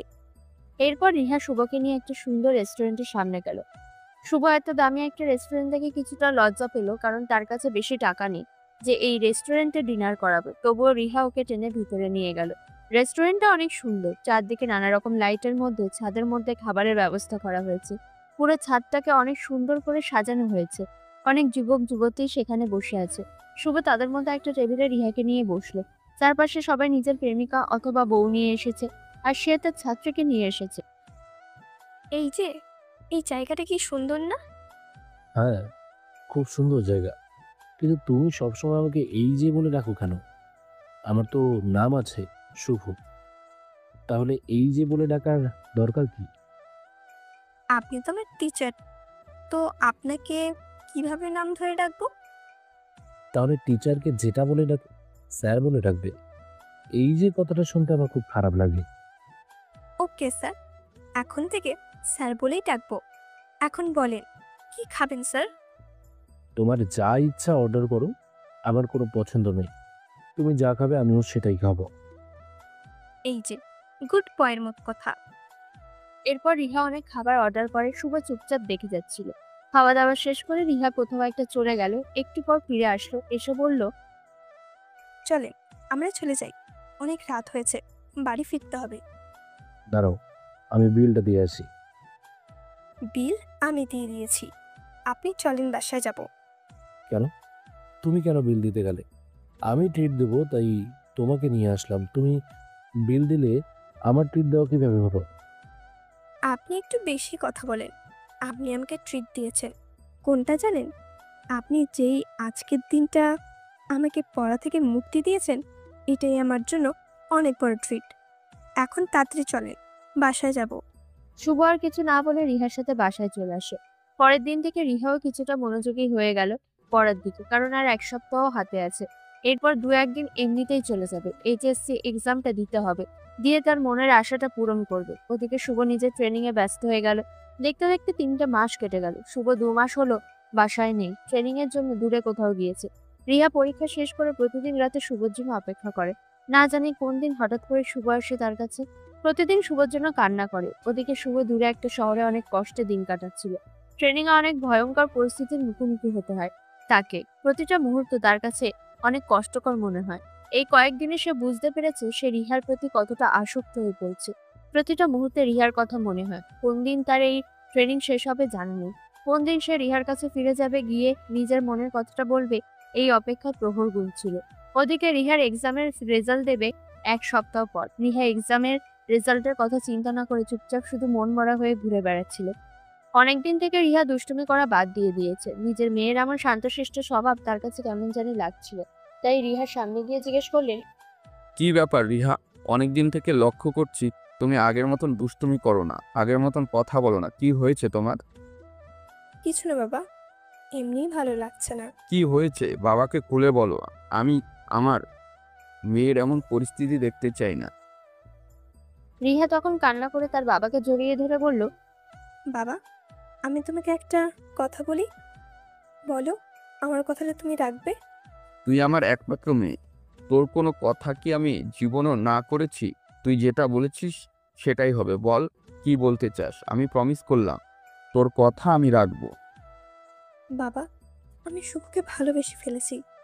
ওকে তুমি এসব কাজ থেকে ফিরিয়ে এনে আমার কাছে এনে দাও please.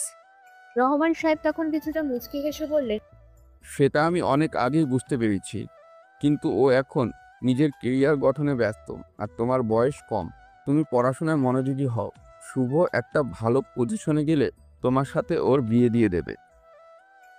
Thank you so much. You are the best father in the world. হয়েছে, এখন খুশি হয়েছে তো?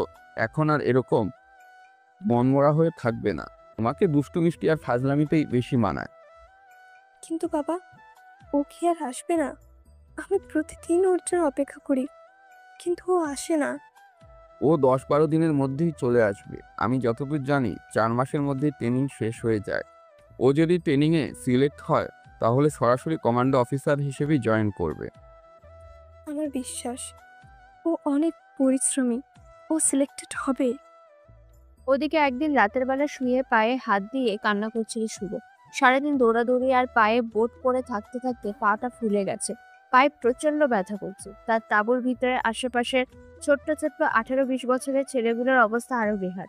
কিন্তু তাদের মধ্যে এক দীপ্ত আকাঙ্ক্ষা বসবাস করছে, যেটা তারা যে কোনো মূল্যে পূরণ করবে। সবাই নিজেকে সর্বোচ্চ প্রস্তুত করার চেষ্টা করছে। পরের দিন সকালবেলা ট্রেনিং গ্রাউন্ডে একজন অফিসার এসে বললেন, কাল তাদের ট্রেনিং শেষ হয়ে যাবে, সবাইকে কিছুদিনের জন্য ছুটি দিয়ে দেওয়া হবে। এরপর যে সিলেক্টেড হয়েছে তাদেরকে জানিয়ে দেওয়া হবে, তারা সরাসরি চাকরিতে জয়েন করবে। তাদের মনে তখন অজানা একটা আনন্দের সাথে কিছুটা ভয় হচ্ছিল, কারণ এতদিনের পরিশ্রম না বিফলে চলে যায়। শুভ তখন সবকিছু গুছিয়ে চলে আসলো রিহাদের বাসায়। অলৌকিকভাবে পরের দিনই রিহার এইচএসসি পরীক্ষার রেজাল্ট। শুভর সকাল 7টার দিকে দরজায় নক করলো। রিহা তখন কিচেনে ছিল। গিয়ে দরজা খুলে শুভকে দেখে নিজেকে আর আটকে রাখতে পারলো না, কান্না করে জড়িয়ে ধরলো। এই কি করছো? এতদিন কোথায় ছিলেন বলেন? আমার কথা কি একবারও মনে হয়নি? হ্যাঁ, মনে হয়েছে, তোমার কথা অনেক মনে পড়ে। এখন ছাড়ো। এরপর শুভ গিয়ে রহমান সাহেবকে সালাম জানিয়ে নিজের রুমে আসলে। অনেকদিন পর নিজের রুমটা দেখে অনেক ভালো লাগছে। পরের দিন সকালবেলা অনেক টেনশনে ছিল রিহা, সাথে শুভ অনেক টেনশনে ছিল, না জানি রিহার রেজাল্ট কি হয়। শেষে দুপুর 12টার দিকে রেজাল্ট বের হয়। শুভ তখন রুমে বসে চিন্তা করছিল। রিহা ফোন বের করে নিজের রেজাল্ট দেখলো, সে A+ পেয়েছে। এটা সে নিজে বিশ্বাস করতে পারছিল না। রহমান সাহেবও নিজের মেয়ের এমন রেজাল্ট দেখে অনেক খুশি হয়েছেন। রিহা দৌড়ে শুভ রুমে গেল। রিহাকে এমন ভাবে দৌড়ে আসতে দেখে শুভ উঠে দাঁড়ালো। রিহা শক্ত করে জড়িয়ে ধরে বলল, শুভ, আমি A+ পেয়ে গেছি। শুভ কথাটা শুনে যেন আকাশে পৌঁছে গিয়েছিল। তার এত চিন্তা, সবকিছু তাহলে সফল হয়েছে। তখন রিহা শুভর সামনে বসে পড়ল।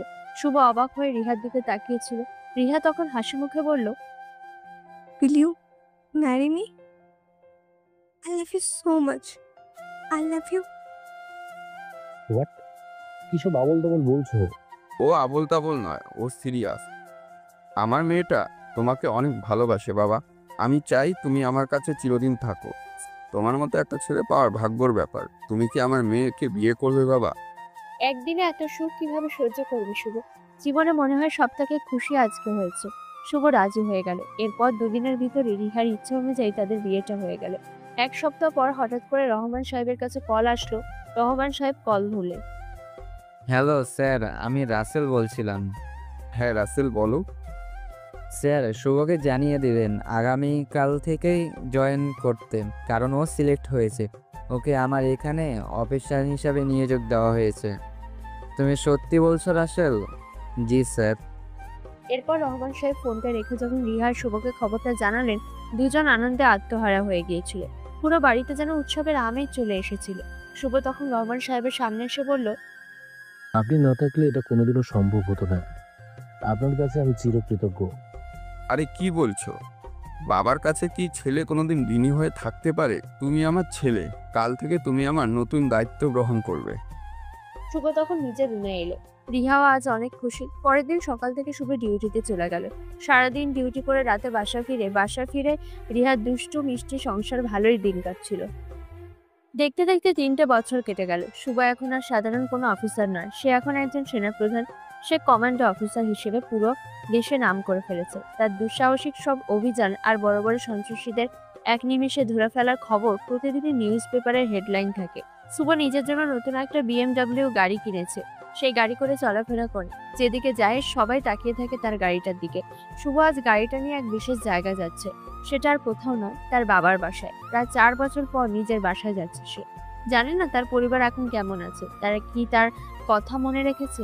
শুভ নিজের বাসায় গিয়ে পৌঁছতে দেখলো তার মা বাগানের ঘাস পরিষ্কার করছেন। আগের মতো তার এখন আর শরীরে শক্তি নেই। বৃদ্ধা অবস্থায় কুঁজো হয়ে ঘাস পরিষ্কার করছিলেন। তখন শুভ তার মায়ের কাছে আসে। শুভ তার মায়ের সামনে গিয়ে বলল, মা, তুমি কেমন আছো? শুভকে দেখে তার মা শুভকে জড়িয়ে ধরে কান্না করতে করতে বললেন, আমি ভালো নেই বাবা, তোমাকে দেওয়া কষ্টগুলো এখন আমি প্রতি মুহূর্তে টের পাচ্ছি। তোমার ভাই, তোমার বাবা দুজনকেই মিরি নামক কাল নাগিনীটা খুন করেছে।